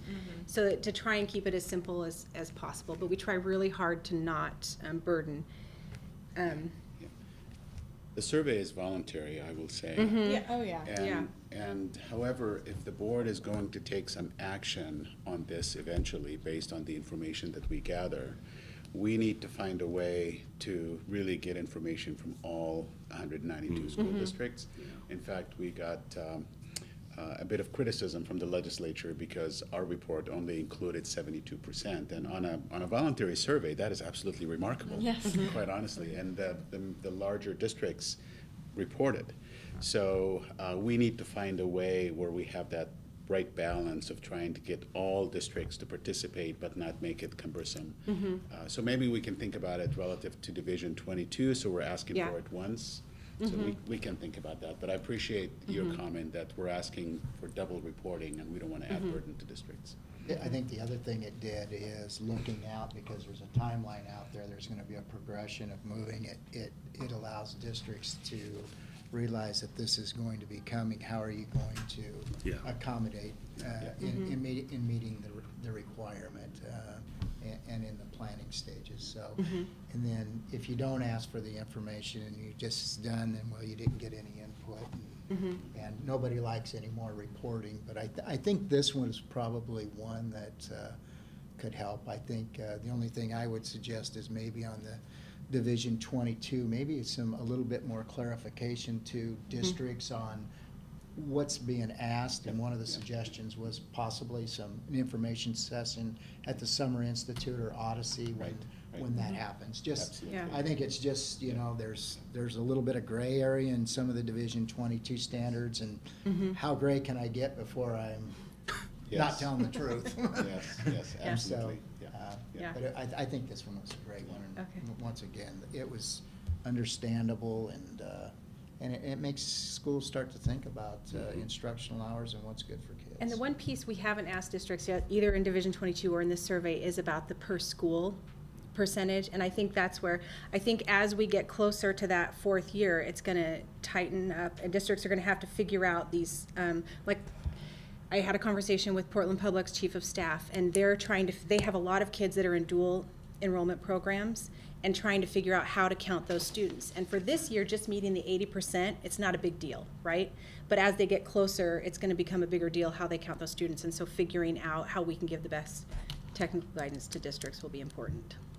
I think one other thing, as we start going out, we're trying to clarify, because we live in a very diverse and high poverty area, but we actually have students who have met their graduation requirements or close to it, and they go and they have some work experiences. Now, part of it is to truly get a work experience to further their education, but I will tell you, part of it is to help support the family.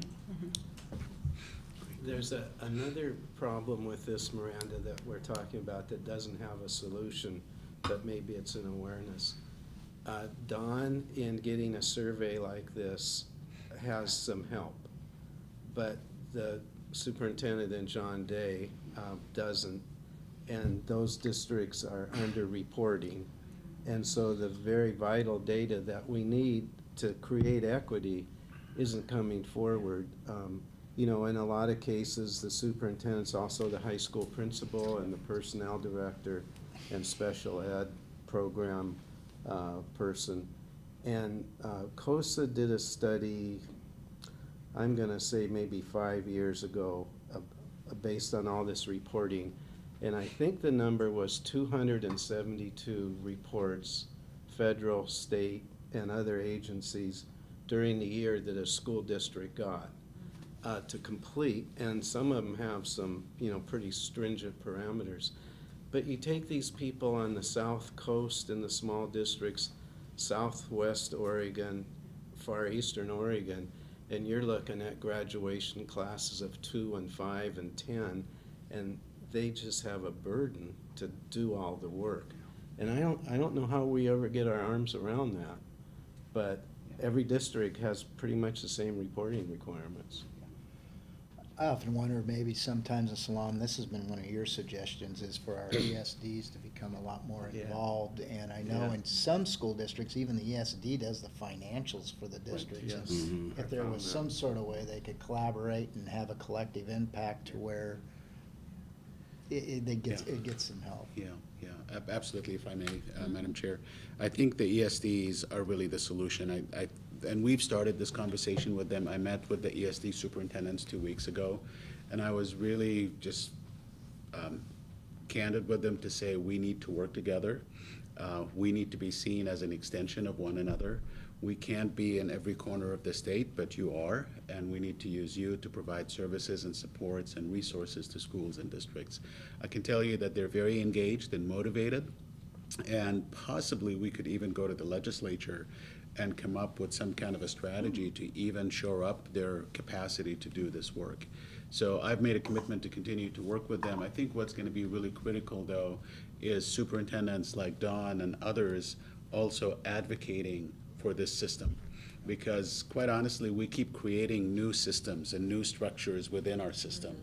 And quite often, many of them are not sustainable in the long term. But the structure that's part of the system is the ESD kind of layer, and we have not used it to the extent that we possibly can. So, and they could be a connector and a convener with school districts, communities, post-secondary partners, employers, you name it. And Don, when you were at NISA, I think the ESD played a really vital role in shoring up the resources that for the district to be able to let you and others focus on instruction. So we're very interested in that model. Without a doubt, I think districts, so NISA size, so 1,200 students and even below, and to Jerry's point, sometimes they're also the business manager, those folks. Right. And so to be able to have a ESD and have superintendents engage with the ESD superintendent and say, this is what we need, we have to have it, all the way from grant writing to work like this, filling out surveys and stuff, it makes a difference. So I think I think sometimes our ESDs do need more resources to be able to have the capacity to help the districts. I, for one, would definitely, as a board member, support Dr. Noor's attempts to have some reconsideration of this. I think this is a piece that we really need, particularly if we're going to say we want to hold you accountable for a higher graduation rate, for increased success and achievement. We've got to have the mechanisms that let us know when it's happening, and also to be able to intervene when things are not quite where they should be.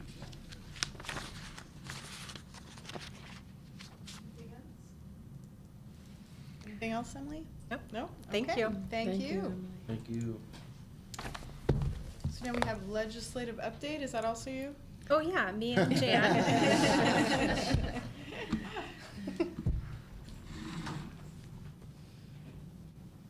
I'll give your voice a rest for a Sure. minute. Hello, Jan McComb, joining Emily to give you a legislative update. For us, the 2016 session started last week a little bit with our legislative days. The committees met and introduced some LC drafts, so we got to look at least a little portion of the universe of bills that are going to come out. So we've started looking at those and analyzing the cost to those. This short session, again, is very different in tone and flavor than the longer session. For one thing, unlike the longer session, we'll know what all the bills are Wednesday of next week. They'll all get posted and we'll go through them and figure out which ones, we want to track. And in the longer session, it just kind of keeps coming. In the short session, they hit the ground running the first day. They'll have hearings, and they kind of get away with this by posting advisory agendas that they'll do next week and give us a heads up on what bills they're going to try to move forward with. The bills have to be out of the first Chambers Committee by the end of the second week, so they have 2 weeks to move these bills that normally they would have months. So it's a very short time frame. We get a lot of calls about, what does this bill mean? How much is it going to cost the agency to implement it? Some years ago, the legislature made a requirement that they couldn't pass any bills without knowing how much it was going to cost. So that makes sense. I know I don't buy anything without checking the price tag first. For education bills, we're treated like all the other state agencies, and they ask the state agency, how much is it going to cost you, state agency, to implement the bill? But of course, with schools and, with the education system, it also impacts schools. And so they are trying to reach out to OSBA and COSA and ask them about fiscal impacts on schools too. But I don't think that's quite as a Well-oiled machine. that we have, Yeah. right? They just call us, we have a process, we shoot it out. But they do try. The agencies don't get any bills during short sessions. One committee administrator said, oh, you're invited to come and give a presentation if you want to queue up your bills. And I had to say, we don't get any bills. You don't. Committee members or committees are limited to 3 bills each, and each legislator is limited to 2 bills each. So they have to be pretty special for those legislators to give up one of their 2 bills for a piece of legislation. So the bills that they do have, they're going to fight really hard for them those first 2 weeks. And that's why legislators are working now and last year on getting consensus around their bills so they can just bring the bills and have everyone agree that the language is perfect and get it passed out. So that's why it's a longer session than just 5 weeks for us, because it really begins much sooner.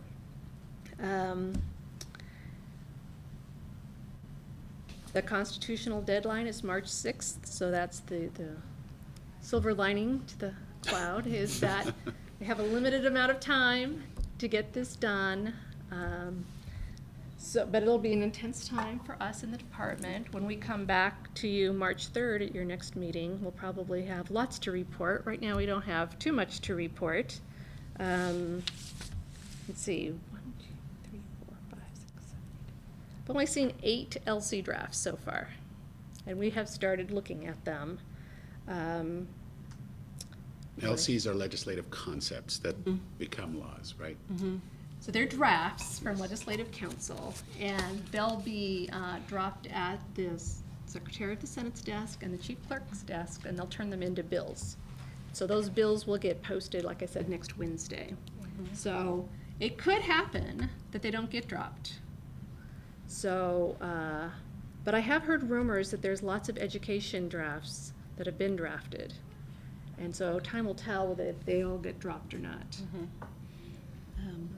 going to have you describe them, but I noticed I didn't finish my sentence here. So I'll start with that one. Go ahead.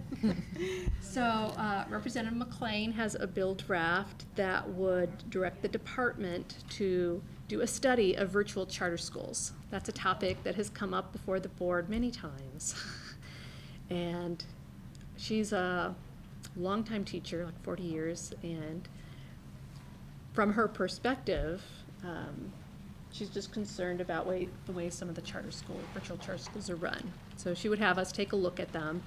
The challenge will be, now that we have annual sessions, we don't have enough time in the interim to do these studies very much, because legislators have their own deadlines for getting their drafts in for the long sessions, and that happens to be like next fall.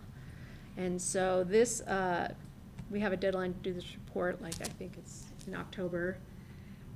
So that'll be kind of a heavy lift to get this going and completed by October, but then, she needs to take that report in order to draft her legislation. So we'll do the best we can.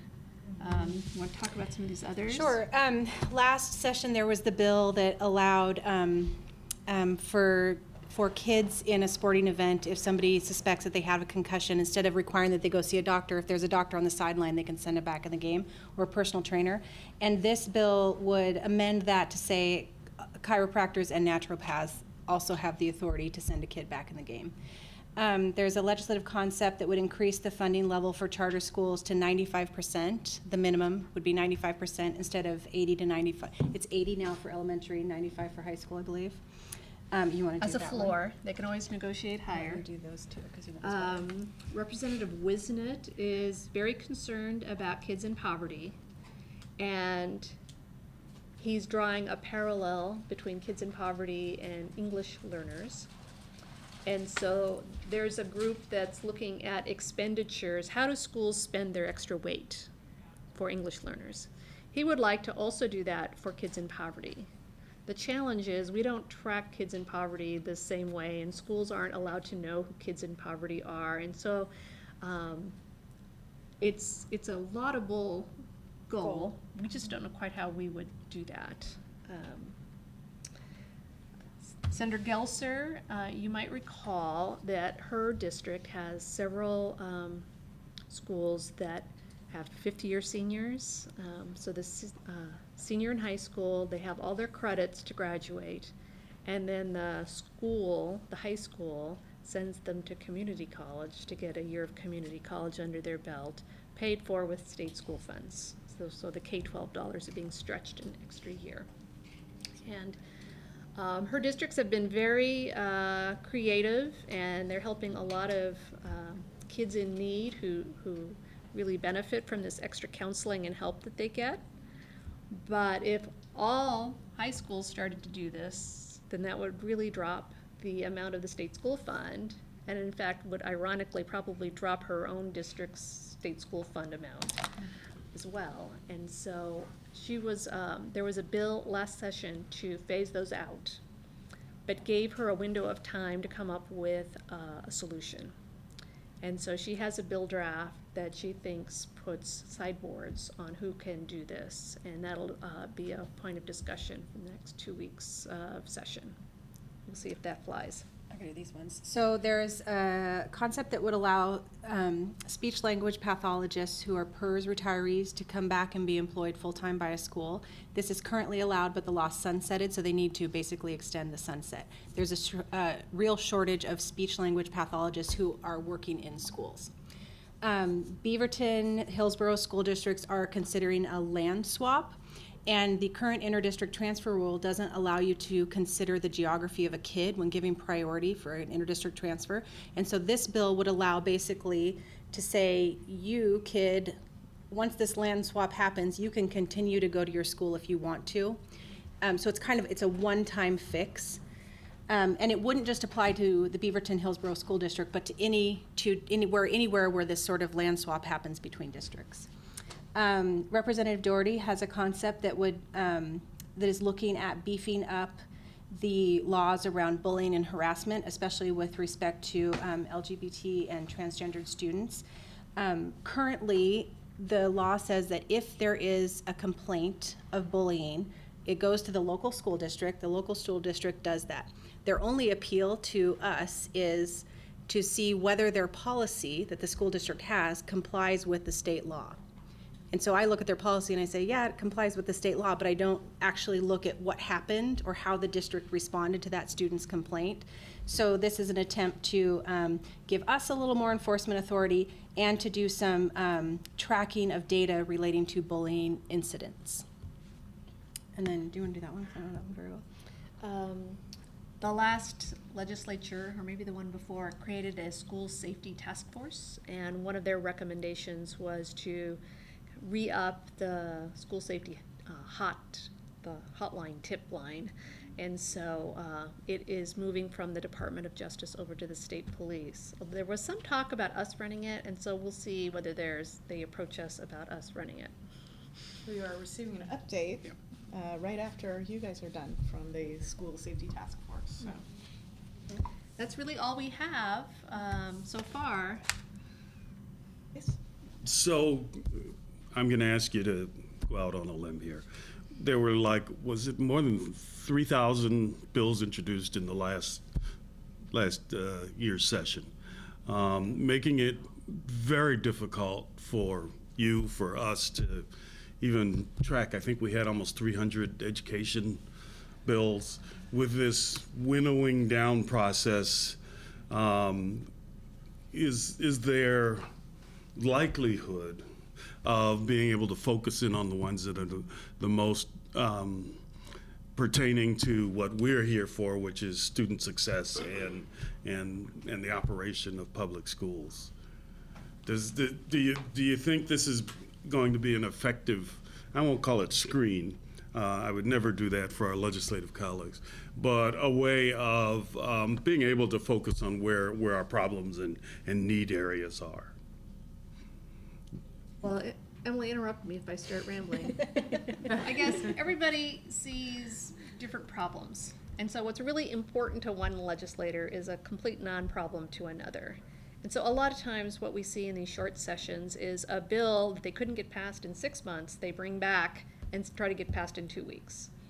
And so for the first 2 weeks, I think it'll be crazy because everybody will want their bills and they'll be pulling on our Small door, big crowd. Yeah. Yeah. Because all bills did you already say this? They have to be out of their first committee by the end of the second week, so. Yeah. So, but once that second week is passed, I think we'll have a much better sense of what's surviving and what we need to work on. And I didn't mention a mascot bill, but we've heard rumors that there are mascot bills, but they haven't been posted yet. There are. You say again, please. I didn't talk about any mascot bills because we haven't seen any, but we have heard rumors that there are mascot bills. And I think that's, if I may, Madam Chair, I think that's part of the conversation we're going to have this afternoon relative to the rule that's before the board. What I will say relative to the short session, and this is from conversations with committee chairs and legislative members, is that the short session is becoming more of a substantive session, so it's almost like a mini session, and that's the observation that many shared with us this time, is that substantive topics are being taken up in the form of bills. The fortunate side of this is that legislators are limited to 2 bills each, and many are being extremely thoughtful as to whether they bring legislation forward or not. Many use it as an opportunity to pass legislation or revisit legislation from the previous big session, and many use it actually to introduce legislation for the bigger session. For the next session. So it's, there are lots of ways to look at this. But what I want to share with the board is that we have an avenue to engage in this process in a very direct way, and that's through the governor's office. So any concerns that you wish to share with us, we will funnel those through the governor's office, and we will engage in that process in a very direct and active way. So I just want to remind the board that we have a mechanism to engage in this process. And I would encourage us to really share with our legislators, the work that we do, because if we engage in rulemaking during the interim session and the main session, that would be really enormous and doesn't allow you time to take up key policy issues and things that pertain to instruction that we need to focus on. So we can spend the whole biennium just rulemaking. So forgive my commentary there, but I wanted to put that in the conversation. And to Salam's point, in the last 2 weeks, we've met with about 25 or 30 legislators that serve the Multnomah County area and met with them, and they spoke about trying to keep it limited and some of the requirements and everything. The one thing I'm wondering if it's come up, I think there's a pretty school-supported request to increase early childhood education. There's going to be that request, and are you in on that? I think there's about a $5 million request going out, and we made that clear to legislators just because we're starting to see, especially at the primary grades, more kids come in with trauma-related mental health issues, and we believe it's because early childhood funding has not kept up with the K-12 funding part of it, and we're starting to get to a point where we're getting more kids into the system, but we're just spreading out the services. So really, we're just seeing the services not delivered and some of those behaviors coming up into the K-12. So the legislature has been made aware of the problem, and I would defer to D.S. Noor, who I think. Well, and I was has an also going to answer. say, there was a presentation at one of the committee, at the Senate, I think it was Senate Education Committee, by David Mandel with our Early Learning Division, along the lines of that topic of trauma and what needs to happen for those early grades. Thank you, Madam Chair. So I think we're an extension of the governor's office, and both the agency and the board, if you will. And the governor's office made it really clear to us that we're not going to advocate for any revenue measures this session, and that we're going to remain neutral practically on everything.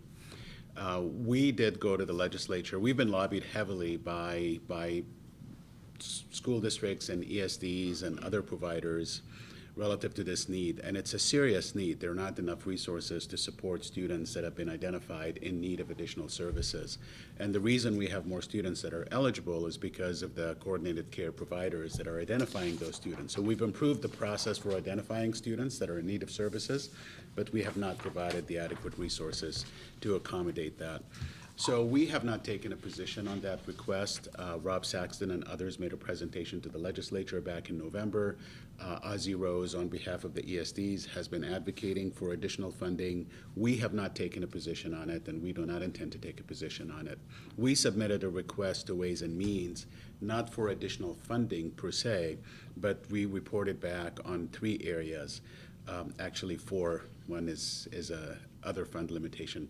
One is our budget for the 15-17 biennium did not include the full amount for our assessment system. So we were short $3+ million. So we went back to the legislature and asked them to make our budget whole. The second item was an other fund limitation. The School for the Deaf sold some property that's adjacent to it. We want to use those resources to refurbish the heating and air conditioning system and some other needed deferred maintenance. So we have to go to the legislature and get permission to do that. The third category is regarding the long-term care and treatment program. We received an amount from the legislature to implement that program, but there was a budget note attached to it that said you implement it in this particular fashion based on this calculation. So as we implemented the resources that were allocated to us based on budget directive, but based on legislative directive through that budget note, we've exceeded the amount of money that we have. So we went back to them and said, if you want us to continue down this path, we need you to shore up the amount of resources that you gave us. And the last request was a report back to the legislature, and these were all reports actually that we were required to bring back. The last one was a report to the Joint Ways and Means Committee on Education, Subcommittee on Education, regarding mixed delivery. So the legislature had set aside $17.5 million for mixed delivery, and they requested that we do some planning and some work in advance and then go back to the legislature in the interim session to request the release of those funds. So those are the requests that we submitted, but they're not new per se, and they're really reports that the legislature asked us to come back and provide. So, anything you want to add, Emily or Jan? Okay. Have fun. Thank you. Thanks. Okay. Next up is the School Safety Task Force update. Welcome, Captain Worthy. Thank you. Can you please state your name for the record and tell us where you're from? I think it's kind of apparent, but for the recording. Thank you. It's an honor and a privilege to be here to speak with you today. My name is Tom Worthy. I'm a captain with the Oregon State Police, stationed here at General Headquarters, and I'm in charge of information technology for the department. My purpose here today is to update you on the activities of the Oregon Task Force for School Safety, which was established in the 2014 legislative session. In 2014, House Bill 4087 established a 14-member working committee of representatives from the legislature, the governor's office, education, and public safety to examine the issue of school safety. The task force was largely inspired by the active shooter incident at Clackamas County in the town center there, as well as events in Newton, Connecticut, which were horribly tragic. The Task Force on School Safety began to meet in August of 2014, so they didn't let much time pass before they got underway. And then over the past year, they examined various aspects of school safety from experts across the United States and established 4 priorities for action items that can improve school safety in Oregon. Those priorities were to establish a statewide school safety tip line, which I'll speak more about later as I can. As well as establish and fund a statewide threat assessment system. It's no good to have a tip line if you have nowhere to pass those tips to. And the only thing worse than not getting a tip on known information is to mishandle that tip. So that's why those two things walk hand in hand. And then also fund and develop a statewide school floor plan database to aid first responders to critical incidents at the schools. There is no such database now that police and fire have access to. And also establish standardized terminology, terminology for school safety, such as lockdown, lockout, shelter in place. Those type of terminology were used differently across the state. A subcommittee of the task force has handled that as well. The task force aims to support all Oregon schools by continuing to identify available resources and systems and tools to empower schools to strengthen their emergency plans and implement early detection and threat assessment system. We believe that the combination of these 2 measures combined with a statewide tip line will significantly help to improve the environment in schools to be safer for our children to learn and succeed. There will be no learning and success in an unsafe environment. I think we can all agree on that. So Oregon is going to prioritize to ask for funding to make these recommendations a reality. I mentioned that I would come back to the school safety tip line. There are school safety tip lines and bullying tip lines in place across Oregon. It is unevenly distributed and unevenly accepted and implemented across the state. There is no one-stop clearinghouse, and so that hurts follow-up and analysis of trends of what's actually happening in the safety environment within the school. So OSP took the lead and paid the bill to both issue a request for information as well as a request for proposals. So we've gone through the formal procurement protocols to have proposals in our hands right now. I'm on the evaluation committee, so I can't say anything more about it, but I can tell you that we have 7, and that it appears that there probably are viable candidates in there. So it's the intent of the chairpersons, which I should have mentioned earlier, our Sheriff Craig Roberts of Clackamas County, as well as Superintendent Rich Evans of the Oregon State Police, to approach the legislatures in this session and ask for funding for the school safety tip line. That in alone is probably seen as the most important step forward on school safety that the task force can provide. So with that, I'm happy to take questions on the activities of the school safety task force.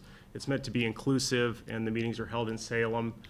And really the motivation behind it is simply to make schools a safer place where learning can take place and kids can go without being in fear. I want to applaud your work, the work of your group, and most of us read about things and we see TV and it seems remote. I live 3 blocks from Reynolds High School, and the whole community was impacted when the incident took place there. Whole communities are impacted. I think the hotline is a great idea and is one step. The need to have floor plans of all the schools is also critically a need, and the need for, as you are modeling, for both public safety and communities to talk to each other and to be involved in the dialogue that's necessary is a critical need. And I just wanted to thank you for the work you've done. Thank you, I appreciate that. The idea of the threat assessment team is to bring in professionals in education, law enforcement where necessary, and it won't always be necessary, and issues arising through the tip line. Social services, counselors, the counselors are feet on the ground in the schools and have really good access to solving problems for kids, as well as, housing or whatever the case may be. So there's a lot of research out there on threat assessment teams. We wouldn't be creating anything new. We could follow an established model. The FBI has done research in this. So if those two things can walk hand in hand, I think we can make real, tangible progress in making schools a safer place for kids to be every day. So the database, the floor plan database, that's not active yet. It's something that we're trying to get the tip line in place first and then looking at other things. Thank you for that question. That's a good question. We went out and examined the market space for mapping of schools.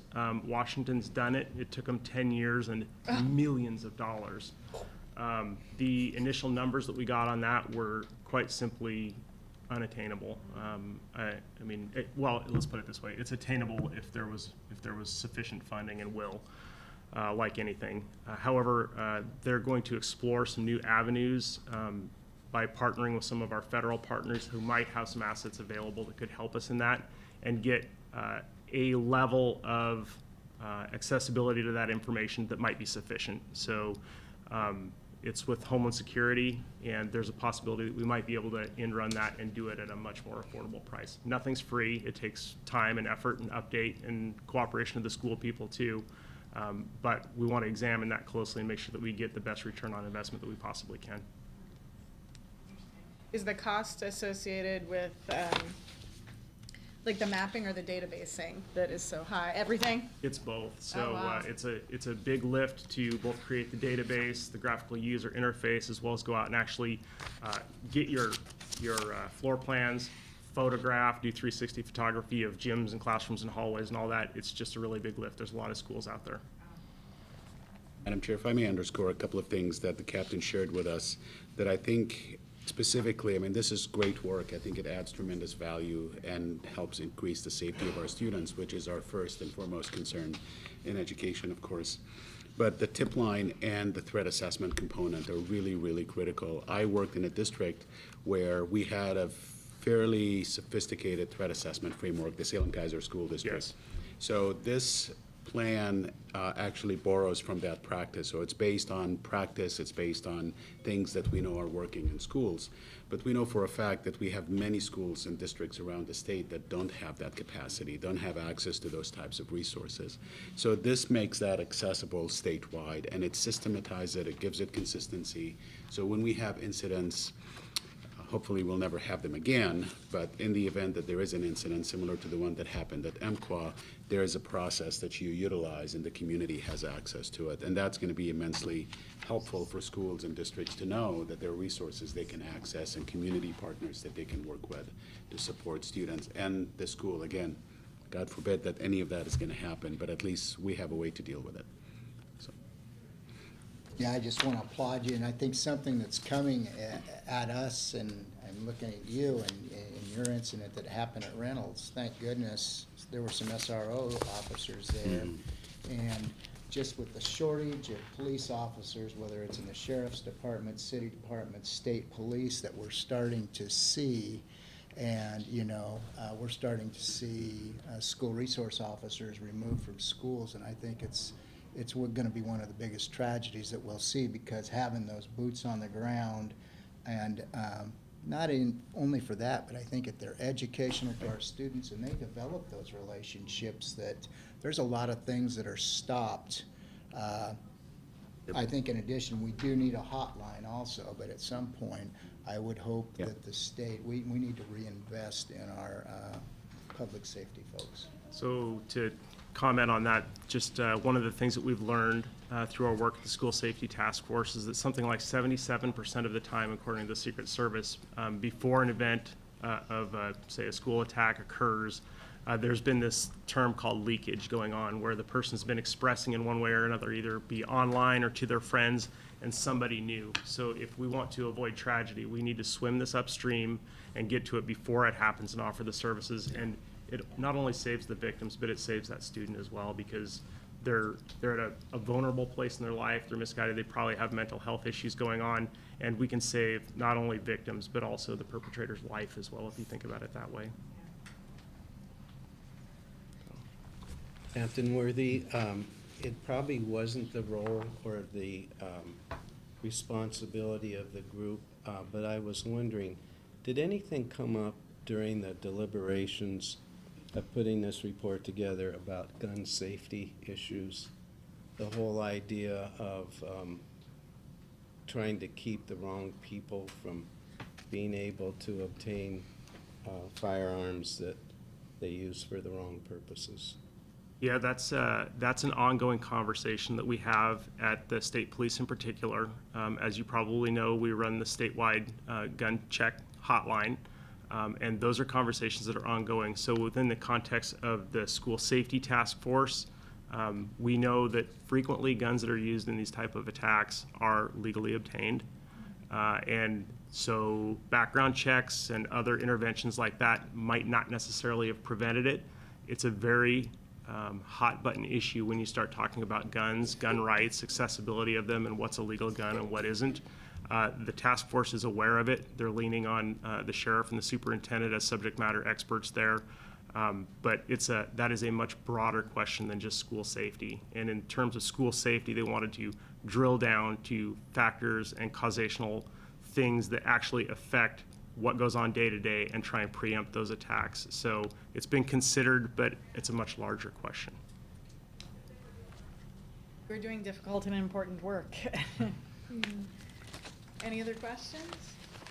Thank you. I'd be happy to come back anytime and let you know what the task force is. Thank you so much. We appreciate it.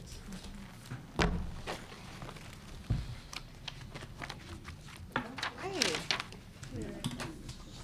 Yeah, Krista's on her way. Oh, okay, should we wait? Yeah, let me go.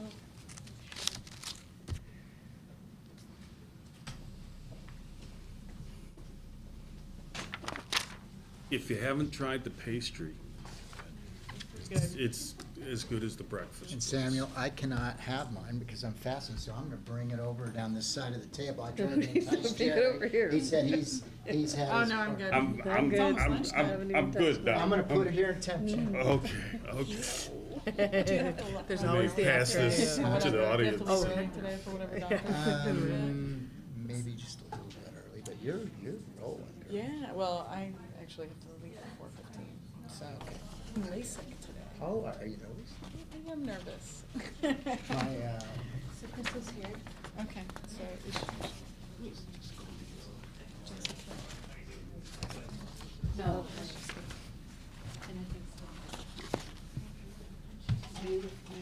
Okay, we'll go ahead. It'll be beautiful in the sunlit window. Yeah, Wouldn't it? Well, Prism. we'll go ahead and get started on our next item, which I have the pleasure of presenting Oregon's Milken Educator Recognition Award. A little bit I've learned about the award is that people call it the Oscars of teaching. I think it's cooler than the Oscars, that's just me, because I think teaching is so important. But it recognizes exemplary educators who are furthering excellence in education. The recipients receive this national award and a $25,000 unrestricted financial prize, so that's wonderful. And also this, which is extremely heavy, and will look, as she just said, really great in a window, I suspect. So, Mantelpiece. mantelpiece.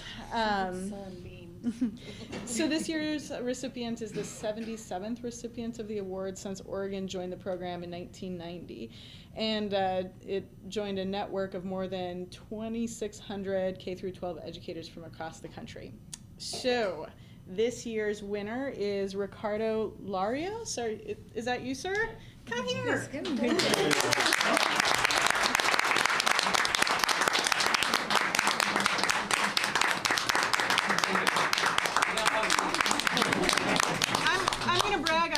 it now, so make yourself comfortable. This is what I've learned about you, and I'm sure there's so much more to know. And correct me if I'm wrong. Okay. So I understand that Mr. Larius is a social studies teacher from Waldo Middle School in Salem, which is Yes. wonderful for this local community. You are a bilingual educator? Well, I am bilingual. So I am bilingual, but I don't teach Spanish or anything like that. So I teach social studies, AVID, and then a teacher cadet class. Can you tell me about that?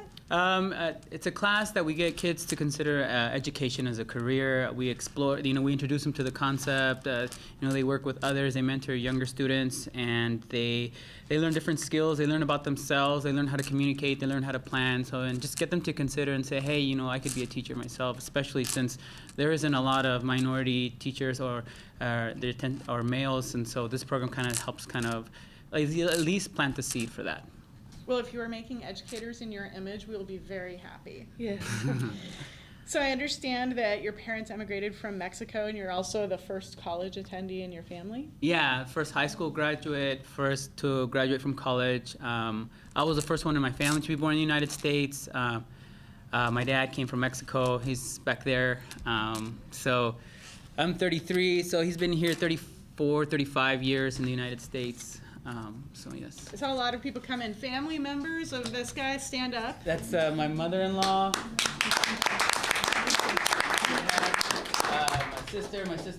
My sister, my wife, and then my little guy over there.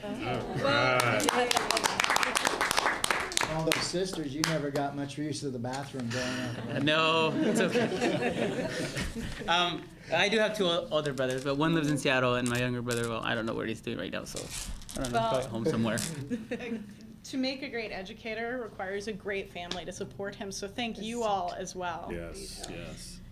So I've heard that in the classroom you demonstrate what is said to be a deep commitment to each of your students by making everyday issues more accessible and applicable, and that you create learning experiences that draw on rich and diverse backgrounds of your students. So we really appreciate your work. I also understand that you've been helping grow a college readiness program at Waldo called AVID. Mm-hmm. Can you tell us about that? Yes. So I've taught the class for 6 years, going on seven years now. It's a college-ready class. It gets all the kids who have potential to learn all the skills necessary to go to college.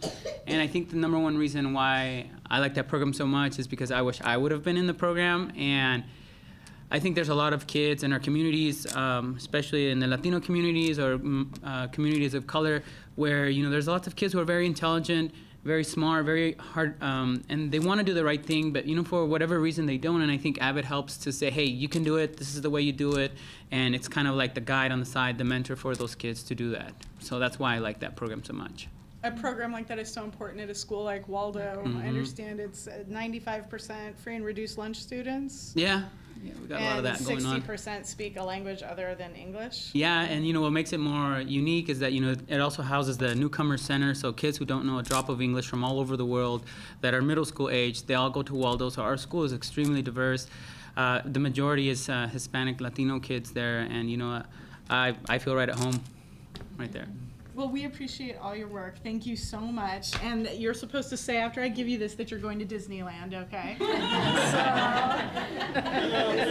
Disneyland or not. I'm sure Dr. Charles Martinez and myself hope he considers some advanced degree programs. Thank you so much.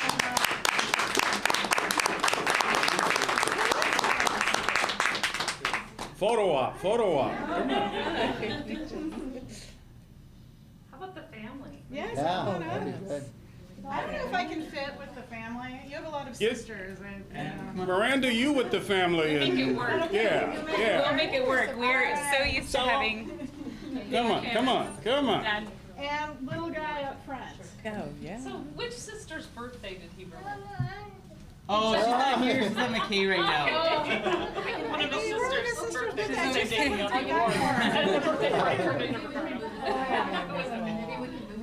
All right, buddy. Yeah, by the flag, maybe? Well, I mean, this is why we work. Beautiful. So I'm totally escaped by not being in a picture. Just wanted to take a picture. So. 1, 2, 3. Okay, now I'm gonna get in there and be the only Yes. light colored person. I'm gonna give her some color.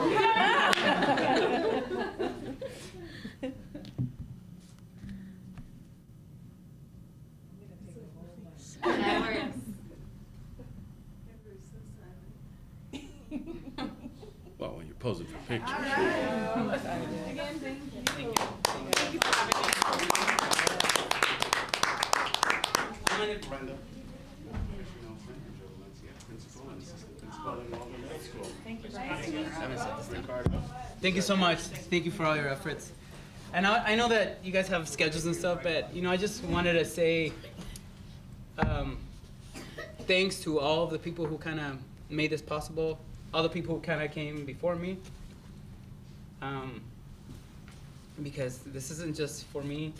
A lot of people have put in the work so that, I can be recognized, but, I want to say thank you to all of those who did that.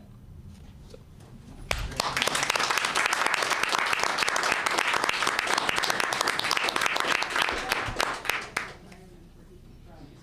Thank you. I'm proud of you. My kids. Well, you guys have a fun afternoon. Thank you. All the school topics.